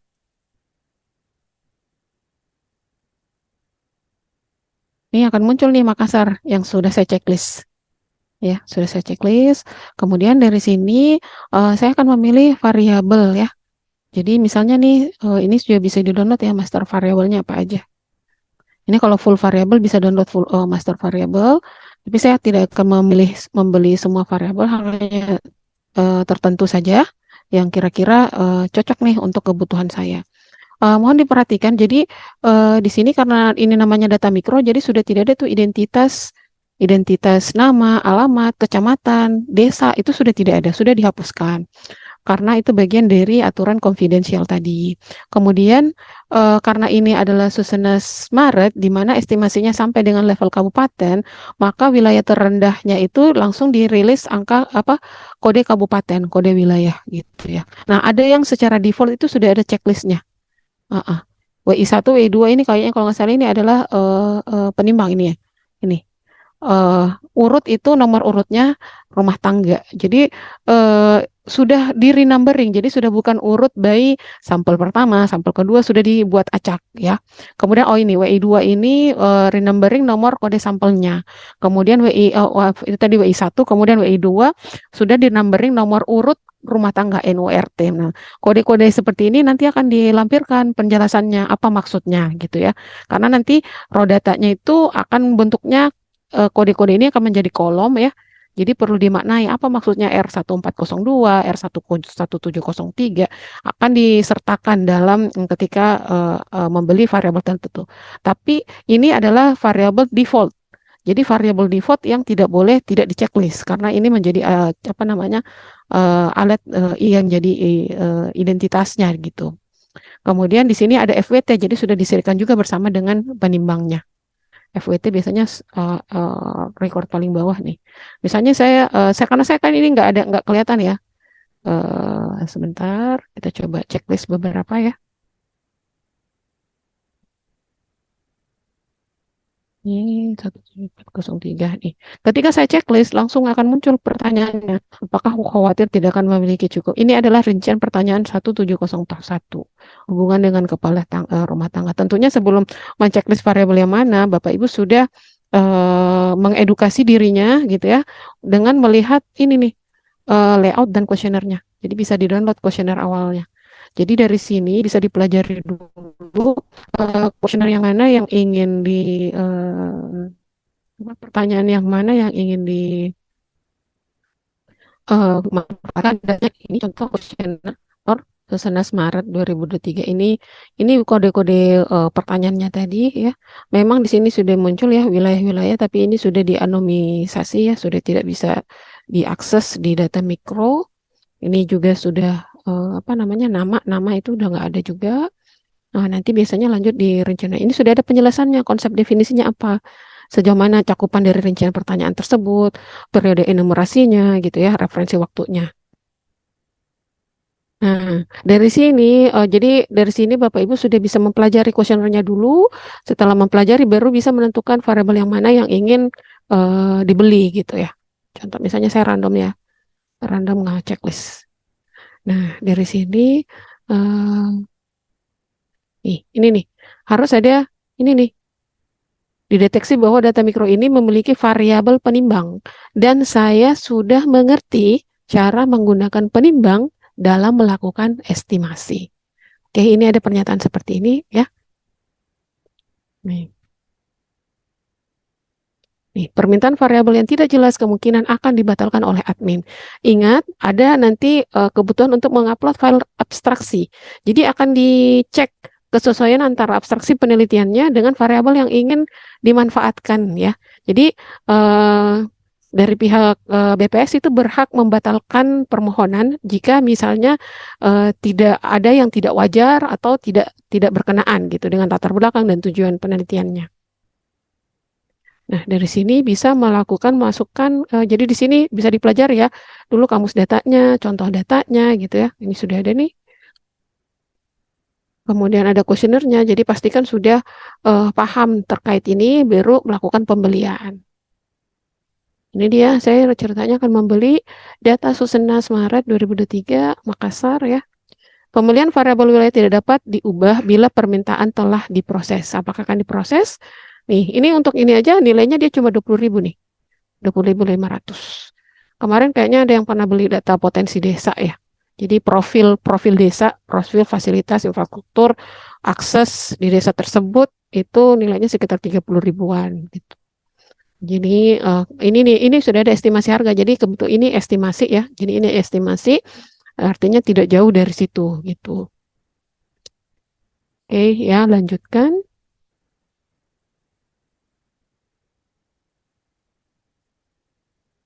Ini.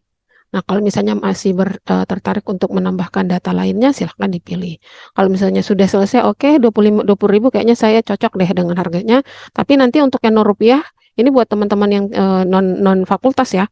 Tapi termasuk yang bermohon individu ya, ini akan seperti ini. Tapi kalau yang akun fakultas non-rupiah dan sudah di-approve, itu nanti tarifnya bisa 0 ya. Kemudian beli sekarang. Isi keranjang tidak dapat diubah bila permintaan telah diproses. Ya. Nah, di sini akan ini nih tahapan-tahapannya. Buat transaksi akan diverifikasi, kemudian akan diproses, nanti unggah berkas. Yang mengunggah siapa? Yang mengunggah dari sisi konsumen. Yang diunggah apa saja termasuk salah satunya surat perjanjian penggunaan datanya. Ya, jadi kurang lebih seperti ini. Kalau di tahap ini tinggal menunggu verifikasi dari BPS gitu ya. Tim layanannya. Nanti step-stepnya begini. Nanti ini mungkin di cancel ya. Mohon maaf akun Mbak Sheila dipakai untuk ini uji coba pembelian data gitu. Oke. Mungkin ini saja yang sampai tahap ini yang bisa saya ini kan contoh yang file yang diunggah. Oke, contoh yang file diunggah saya share dulu.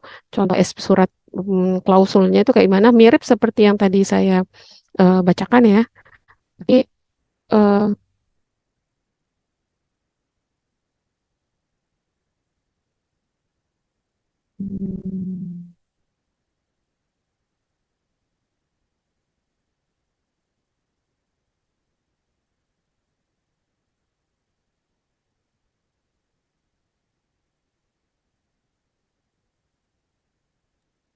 saya Bapak Ibu tahu apa yang saya maksudnya perjanjian pihak pertama, pihak kedua akan seperti apa. Jadi karena itu hanya bisa terdownload ketika sudah masuk transaksinya. Hmm.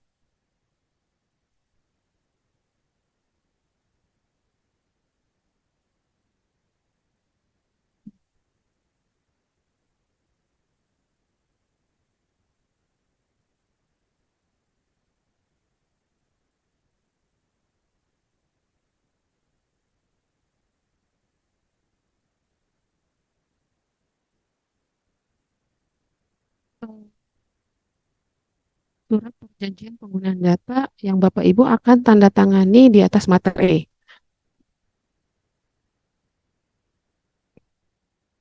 Ini ada pihak pertama, belum kelihatan ya. Oke.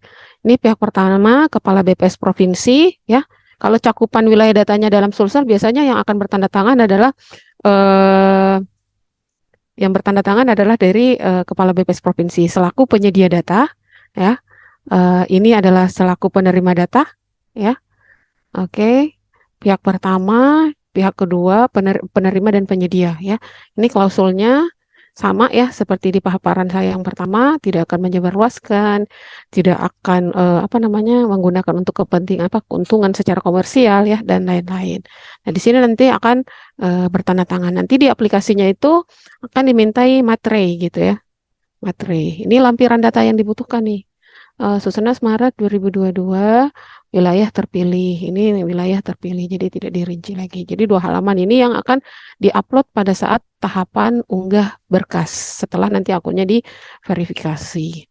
Nah, mungkin itu saja yang bisa saya sampaikan untuk sesi kali ini. Nanti kalau misalnya ada yang kurang paham, nanti Bapak Ibu bisa berkunjung ke BPS Provinsi Sulawesi Selatan untuk diskusi lebih lanjut. Mungkin ada yang ingin didiskusikan, silahkan Bapak Ibu, saya kembalikan ke forum. Baik, untuk saat ini ada dari Kak Alwi Akbar, Ibu Ami yang ingin bertanya. Kepada Kak Alwi Akbar, dipersilahkan untuk mengaktifkan mic-nya. Ya, silakan Pak. Mohon dibantu asalnya, universitas atau mahasiswa? Ya baik, terima kasih Bu. Perkenalkan, nama saya Muhammad Ali Akbar, biasa dipanggil Alwi. Saya mahasiswa Bu dari Fakultas Peternakan Unhas. Oke. Ya, alhamdulillah Bu, materi yang disampaikan itu sangat membantu Bu bagi kami. Iya, betul. Ini pertama kali saya mengikuti webinar tentang statistik Bu.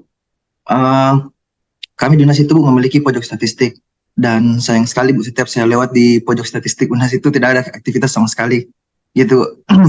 Dan mungkin ini bisa jadi masukan bagi pojok statistik UNHAS.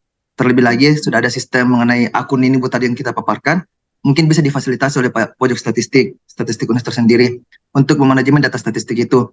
Begitu Bu. Itu untuk masukan internal sendirilah di UNHAS gitu. Baik, pertanyaan saya Bu, ada beberapa mungkin bisa dibantu Bu. Di peternakan sendiri itu Bu, selain data berat dan populasi ternak, itu dibutuhkan juga data konsumsi Bu, mengenai kayak konsumsi daging, telur, dan susu. Apakah di statistik itu disediakan atau tidak Bu? Karena saya lihat cuma data konsumsi beras, begitu. Oh ya, tapi konsumsinya oleh rumah tangga ya atau individu ini ya, publik gitu ya, masyarakat gitu ya. Iya, betul Bu. Itu salah satu kekurangan saya untuk mencari data mengenai hal itu, data konsumsi. Iya, itu ada kok, ada. Jadi salah satunya juga kalau butuh data. Jadi hal pertama yang adik Alwi ini bisa lakukan adalah lakukan searching dulu di website BPS, keywordnya adalah konsumsi gitu ya, atau ya pengeluaran konsumsi rumah tangga itu ada. Pengeluaran konsumsi di web BPS Provinsi Sulsel itu ada tiap tahun kita merilis publikasi tersebut. Nah, itu yang pertama. Yang kedua, kalau misalnya butuhnya untuk saya nggak mau data agregat nih, kan biasanya kalau yang disajikan di buku-buku BPS itu sudah bentuk agregat ya, sudah bentuk yang sudah siap pakai untuk biasanya pengambilan kebijakan dan lain-lain. Tapi biasanya teman-teman mahasiswa itu punya teknik-teknik analisis yang ingin diterapkan gitu ya, metode-metode penelitian. Nah, itu bisa memanfaatkan itu tadi pembelian data tadi lewat yang sama, surveinya sama, survei sosial ekonomi nasional, cuman kalau yang tadi kan yang kita uji coba itu adalah kuesioner core. Coba dieksplor untuk kuesioner modul konsumsi.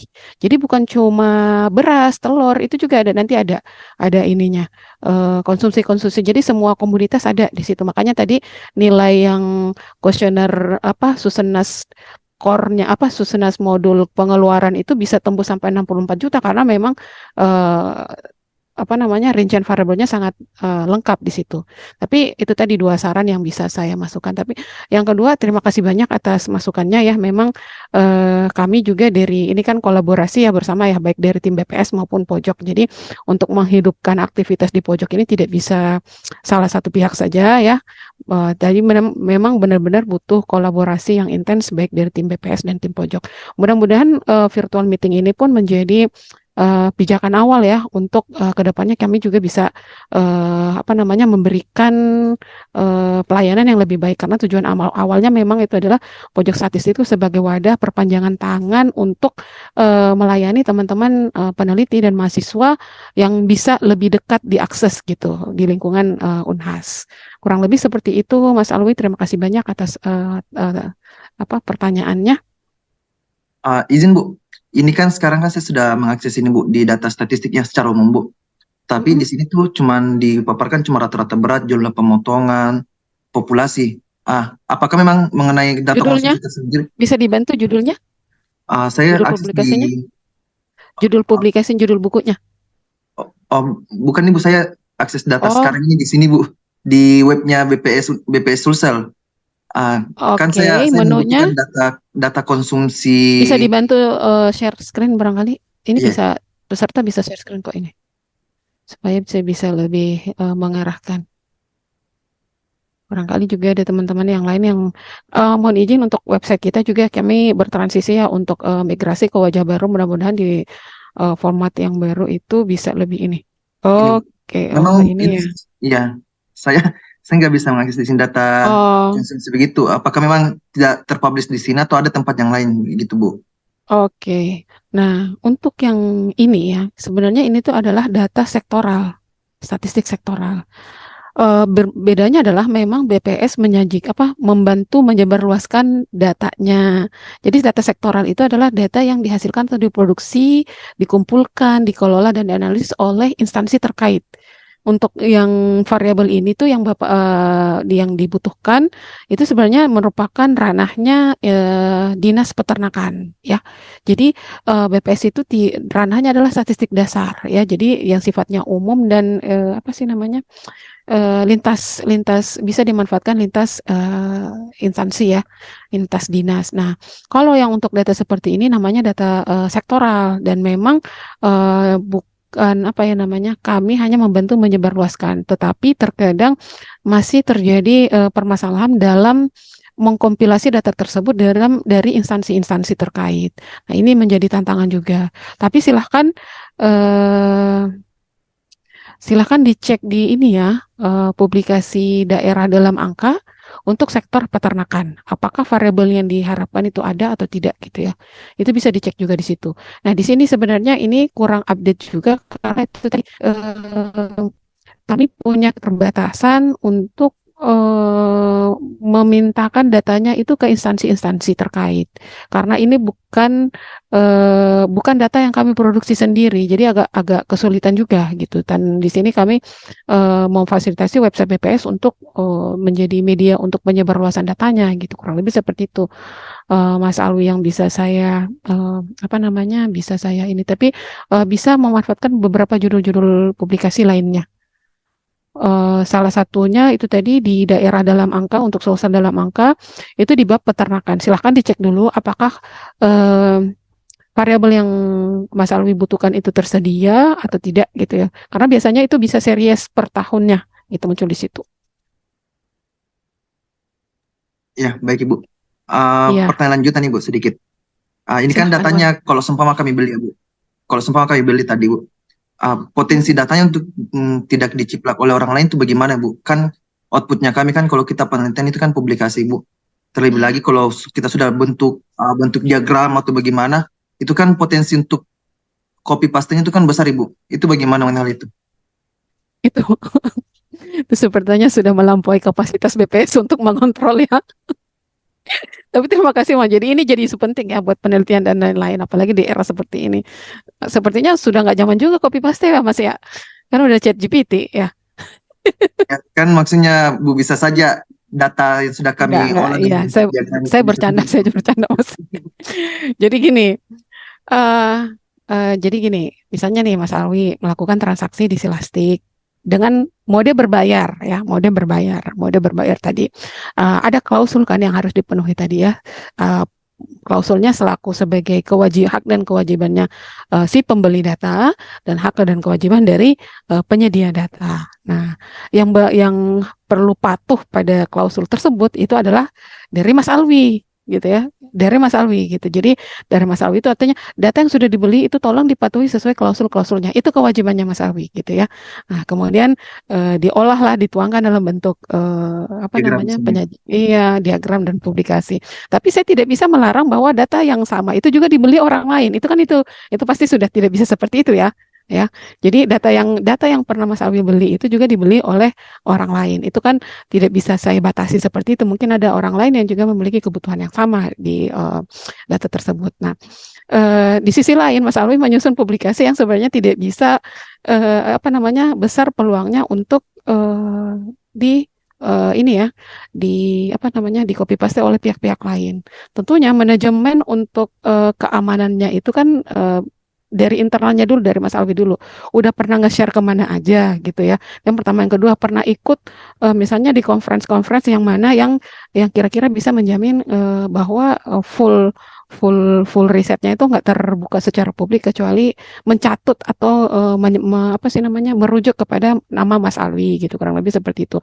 Nah, untuk keamanannya ini nggak bisa, maksudnya ini murni dari Mas Alwi yang bisa mengelola. Ini nggak bisa BPS, saya nggak bisa intervensi nih ke sini nih. Kurang lebih seperti itu saya Mas Alwi yang bisa saya jawab. Jadi mungkin ada beberapa teknik-teknik yang bisa, entah itu filenya di password atau ketika berbagi data itu misalnya setelah di-download oleh pengguna bisa langsung dihapus atau langsung otomatis hilang gitu ya. Misalnya kayak di WA ketika sudah apa namanya, dipasang timer ketika penerima pesan sudah membaca itu bisa otomatis terhapus. Nah, hal seperti teknik seperti itu yang bisa Mas Alwi kelola.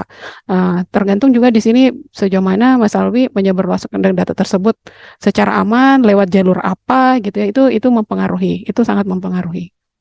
Kurang lebih itu ya Mas Alwi yang bisa saya jawab untuk Ya, pertanyaan baik, terakhir. terima kasih lagi. Iya, sama-sama. Mungkin dari tim dosen ada yang ingin bertanya lagi, mengingat ini sudah masuk menjelang jam 4 ya. Baik, Ibu Amin. Mungkin ada ada pertanyaan dari kolom chat Zoom dari Pak Aswar Rustam UI6. Pertanyaannya, Bismillah, update terakhir data statistiknya tahun berapa, Bu? Apakah termasuk alih guna lahan? Terima kasih.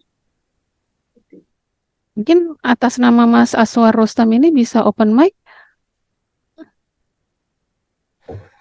Iya Bu, halo Assalamualaikum. Oh iya, Waalaikumsalam. Bisa dielaborasi nggak pertanyaannya ini? Saya agak miss ya. Gitu. Gimana? Gini Bu, apakah di BPS itu kemudian ada data statistik, entah itu misalnya bagaimana jumlah perubahan Silakan ya. luasan hutan misalnya ada kebalikannya, apakah ada perluasan dari kuota dan segala macam seperti itu. Ada enggak data itu? Kalau perubahan fungsi lahan sepertinya menjadi ranah dinas kehutanan gitu. Saya malah kemarin bertanya Bu seperti itu. Saya tanya. Oh bertanya, iya. Jadi bertanya sama dinas kehutanan Bu. Dia malah bilang seperti ini. Coba tanya ke pusat. Halo Mas. Termit lagi. Gini, Oh ya. Ya, kemarin bukan kemarin sih. Sempat saya tanyakan kebetulan sama teman di dinas kehutanan, lebih tepatnya LKK. Provinsi apa kota ya Mas? Provinsi atau kota? Lebih tepatnya kabupaten Bu. Saya tanya ke Sinjai, Kabupaten Sinjai. Iya, Kabupaten Sinjai. Dia bilang seperti ini. Datanya bukan sama kita, coba tanya ke BPS. makanya kebetulan saya tadi ada pertanyaan dari Bapak yang pertanyaan pertama, katanya bisa datanya itu multi lokasi seperti itu, bisa dari Jawa juga. Makanya saya tanyakan, oh berarti datanya ada dong di sini. Seperti itu Bu. Ya, jadi memang perlu dicermati ya sejauh mana ranahnya data statistik dasar dan data sektoral. Kalau untuk kaitannya dengan data kehutanan gitu ya, biasanya kan kami di hasil sensus pertanian ya. Sebentar saya coba. Iya betul Bu, betul. Sensus pertanian ya. Nah, tapi kan perlu ditilik dulu ya. apakah di situ tercatat perubahan penggunaan. Berarti kalau perubahan kan berarti ada before dan after. Nah, itu yang perlu Iya, betul, betul. iya kan ya? Namanya perubahan Iya, berarti betul, ada before betul. dan afternya. Heeh, heeh. Sebentar. Enggak.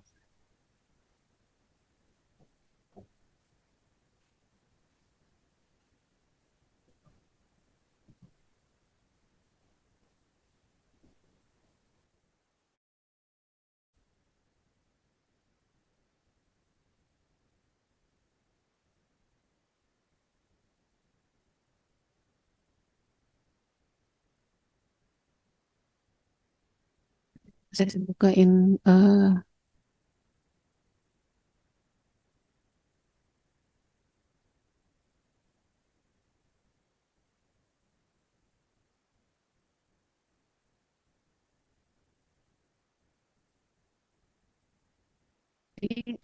buat lebih ininya rincinya sebenarnya ternyata ada perubahan lahan atau enggak. Hmm, eh.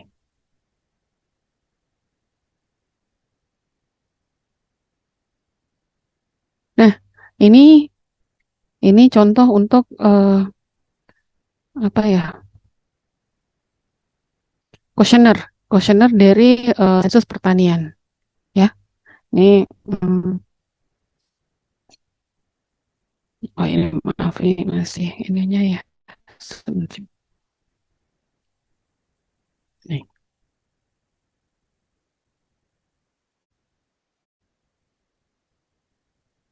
si berproses sebentar ini listnya ya. Oke, ini kurang lebih seperti ini Mas. eh Tampilan untuk data mikro apa namanya? Ini kan kuesionernya ya. Artinya data mikronya nggak jauh-jauh dari sini. Itu loh. Kita masuk ke sektor untuk kehutanan. Jadi ini ada banyak unit ya. Di sini ada banyak sektor. Di sini sektor ini nih kayak luas lahan yang dikuasai untuk tanaman semusim, sawah bukan sawah gitu-gitu ya. Jadi silakan dipelajari. Nanti saya share juga ini ke apa teman-teman karena ini tapi ini full data setnya akan ready-nya tahun depan ya. April 2024. Full data setnya. Ya, yang dalam waktu dekat ini kami masih hanya akan merilis angka-angka data-data agregat. Tanaman tahunan, sebentar, peternakan, ini ada peternakan, jenis ternak, jenis rumpun, kode rumpun, total ternak, nah jantan, muda, dan ini disasar ke rumah tangga, apa individu petani, gitu, individu yang mengusahakan di sektor pertanian. Nah, ini ada semua nih lengkap. Kemudian bentar kehutanan. Nah, ini kehutanan nih. Nah, kalau di kehutanan sendiri pertanyaannya apakah mengusahakan tanaman kehutanan pada kondisi 1 Mei? Ya, 1 Mei 2023. Apa saja khusus usaha kalau untuk pembibitan tanaman hutan seperti ini. Nah, saya nggak tahu apakah di sini sudah mencakup perubahan fungsi lahan. Gitu ya, sepertinya di sini tidak ada informasi tersebut dimuat Iya, gitu. kayaknya belum ada. Ininya. Nggak ada kan ya? Iya. Iya, Jadi kalau fungsi hutan itu memang menjadi ranahnya sektoral. Karena yang LHK ya, menjadi betul, betul. KLHK, iya betul. Nanti kalau misalnya memang butuh, nanti saya bisa fasilitasi dengan mitra kami di Dinas Lingkungan Hidup dan Kehutanan.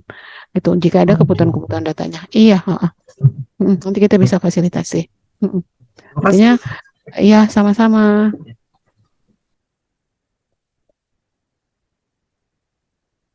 Gimana Mbak Sela? Sepertinya sangat antusias ya diskusi kita hari ini. Dokumentasinya juga nanti untuk apa namanya recording juga akan di-share juga kan ya ke rekan-rekan peserta supaya bisa menjadi apa sih pembelajaran juga. Baik Ibu dan para hadirin sekalian, mungkin karena kita terbatas oleh waktu ya Ibu, mohon maaf bagi para hadirin sekalian yang ingin mengajukan pertanyaan, mungkin bisa mengajukan pertanyaan di kolom presensi yang telah diberikan oleh panitia. Di link absen presensi tersebut ada kolom berisi pertanyaan. Halo. Bapak dan Ibu ingin mengajukan pertanyaan, mungkin bisa diberikan di kolom tersebut dan kami para panitia akan melanjutkan pertanyaan tersebut ke Ibu Ami dan akan mengirimkan jawaban dari Ibu Ami di grup webinar. Mohon maaf sekali lagi kepada para hadirin yang belum sempat bertanya karena kita dibatasi oleh waktu, karena di sini sudah memasuki waktu sholat asar. Jadi mungkin pertanyaannya dapat disampaikan di link presensi.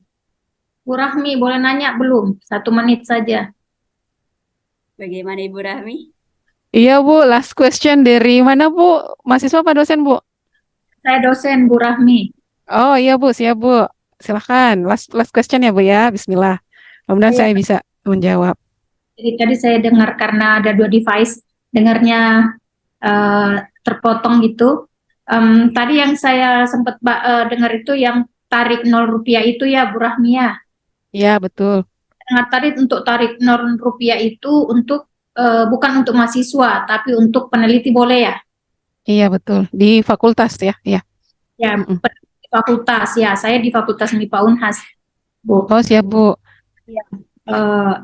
Jadi kalau misalnya seperti ini Bu Rahmi, saya mau mengambil data Podes, ada kan di BPS ya? Iya ada.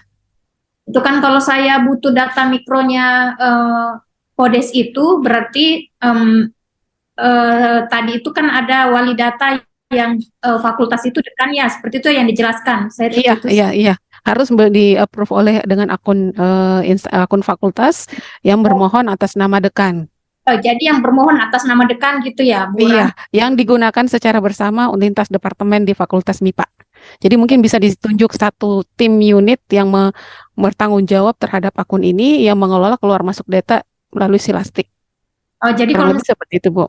ya data Podes itu yang mau diminta berarti melalui akun yang di-upload. Iya, betul. Kalau bisa akunnya jangan disebar ke seluruh departemen. Jadi memang satu ini Jadi yang ditunjuk data untuk itu gitu. seperti itu ya Bu Rahmi ya.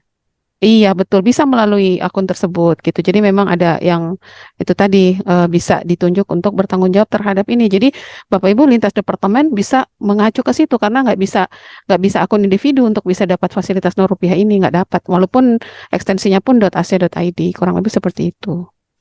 Oke, saya sudah paham Bu Rahmi. Karena selama ini Siap. terjadi kan gimana cara mengambil data mikro seperti yang Iya, di orang-orang informasikan itu harus bayar kalau data mikro. Tapi saya bilang di perban yang dibilang tadi nomor 5 tahun 2019 itu kan ada yang untuk 0 rupiah. Cuma kan betul. Belum sampai kan ya infonya Bu ya. Makanya webinar ini kami adakan. sampai ke bagian itu Bu Rahmi. Dan ini juga Betul. bagian kebetulan Bu Rahmi saya anggota dari FMS. Itu dibahas di Oh, FMS. Masya Allah. Oh ya. Ya itu dengan Oh, iya, informasi iya. nanti saya bisa share ke teman-teman ya. Dan Siap, itu iya. Penting, iya penting. Iya. Rahmi, ya makasih penjelasannya. Siap, sama-sama Bu. Terima kasih. Yang di Silastiknya ini semuanya berbayar Bu Rahmi ya kalau aksesnya tidak pakai akun wali data itu ya. Betul. Dan akun wali data ini mohon dibijaki gitu ya. Betul-betul diprioritaskan 500 MB ini bisa di apa ya namanya kayak di oke kita 500 MB akan pemanfaatannya kemana aja. Itu harus jelas gitu supaya nggak sia-sia. Kurang lebih seperti itu sih Bu yang bisa saya ini. Oke, berarti ada batasan juga cuma 500 MB yang bisa free 0 rupiah itu ya? Betul, lewat dari 500 MB itu maka sudah dikenai tarif normal PNBP. Saya bisa paham ya. Makasih Bu Rahmi penjelasannya. Siap, sama-sama Bu. Terima kasih banyak atas tanggapan dan pertanyaannya. Assalamualaikum warahmatullahi wabarakatuh. Waalaikumsalam warahmatullahi wabarakatuh. Baik, mungkin pertanyaan dari Ibu Sri Astuti Tamrin merupakan penutup dari sesi tanya jawab kami. Adapun bagi para hadirin yang ingin melanjutkan pertanyaan bisa menuliskan pertanyaannya di link presensi. Nanti kami akan menjawab pertanyaan dari para hadirin di grup WhatsApp webinar. Terima kasih Bu Ami. Baik, itulah materi yang sungguh luar biasa dari Ibu Ami. Selanjutnya kita akan melangkah ke sesi selanjutnya yaitu sesi dokumentasi. Para hadirin diharapkan untuk mengaktifkan kameranya untuk bersiap melakukan prosesi dokumentasi. Kepada panitia diharapkan untuk mempersiapkan sesi dokumentasi.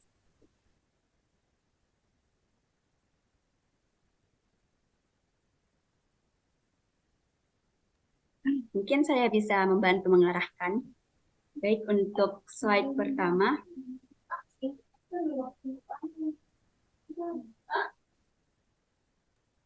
Baik, mungkin untuk slide pertama diharapkan untuk menyalakan kameranya.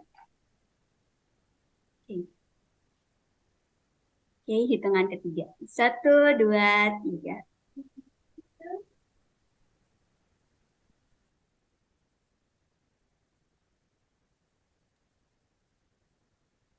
Baik, selanjutnya untuk slide kedua. 1, 2, 3. Selanjutnya untuk slide ketiga. Hitungan ketiga. 1, 2, 3. Selanjutnya untuk slide terakhir, slide keempat, pada hitungan ketiga. 1, 2, 3. Oke, baik.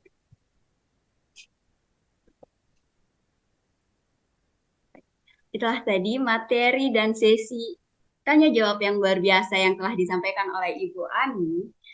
Nah, dan juga sesi dokumentasi yang telah kita lakukan bersama. Selanjutnya saya akan menjelaskan lebih rinci lagi mengenai sesi pertanyaan yang belum sempat disampaikan oleh para hadirin. Untuk itu saya izin untuk mengulangi. Bagi para hadirin yang belum sempat menanyakan pertanyaannya, dimohon untuk mengisi kolom pertanyaan di link presensi, sehingga kami bisa meneruskan pertanyaan dari para hadirin kepada Ibu Rahmi, dan kami akan meneruskan jawaban dari Ibu Rahmi di grup webinar. Baiklah, hadirin webinar Barani Statistik pertama, pada sesi materi mengenai cara mudah akses data mikro BPS Rp0, terdapat kesimpulan yang dapat kita tarik, yaitu layanan Rp0 merupakan layanan produk BPS yang dikhususkan pada Pusdatin atau Wali Data, atau kementerian, atau lembaga, atau dinas, atau instansi berdasarkan peraturan Badan Pusat Statistik nomor 2 tahun 2019. Adapun beberapa ketentuan pengenaan tarif Rp0 diantaranya adalah: pertama, penggunaan produk BPS tersebut untuk kegiatan tidak bersifat komersial. Kedua, publikasi cetakan dan penjualan data mikro bagaimana dimaksud harus telah rilis dan tersedia. Ketiga, publikasi elektronik hanya yang tidak tersedia di laman BPS. Ada pula materi lain, yaitu diseminasi data makro, di mana data mikro adalah data mentah yang sudah mengalami proses confidentiality, sehingga kerahasiaan data dapat terjamin dan keterangan identitas responden terlindungi, atau tidak dapat dijejaki, di mana kerangka paparannya terdiri atas prosedur layanan, pengelolaan data, dan yang terakhir adalah praktek pembelian. Hadirin, tidak terasa kita telah sampai di penghujung acara. Demikianlah acara webinar Barani Statistik pertama. Terima kasih terhadap pihak yang telah berpartisipasi dalam kegiatan ini, khususnya Pojok Statistik Universitas Hasanuddin, Departemen Statistika Universitas Hasanuddin, dan Badan Pusat Statistik Provinsi Sulawesi Selatan. Saya, Sila Amanda Sulistyo, mewakili penyelenggara webinar. Mohon maaf bila terdapat kekurangan dan kesalahan selama acara berlangsung. Kami pamit undur diri. Assalamualaikum warahmatullahi wabarakatuh. Warahmatullahi wabarakatuh.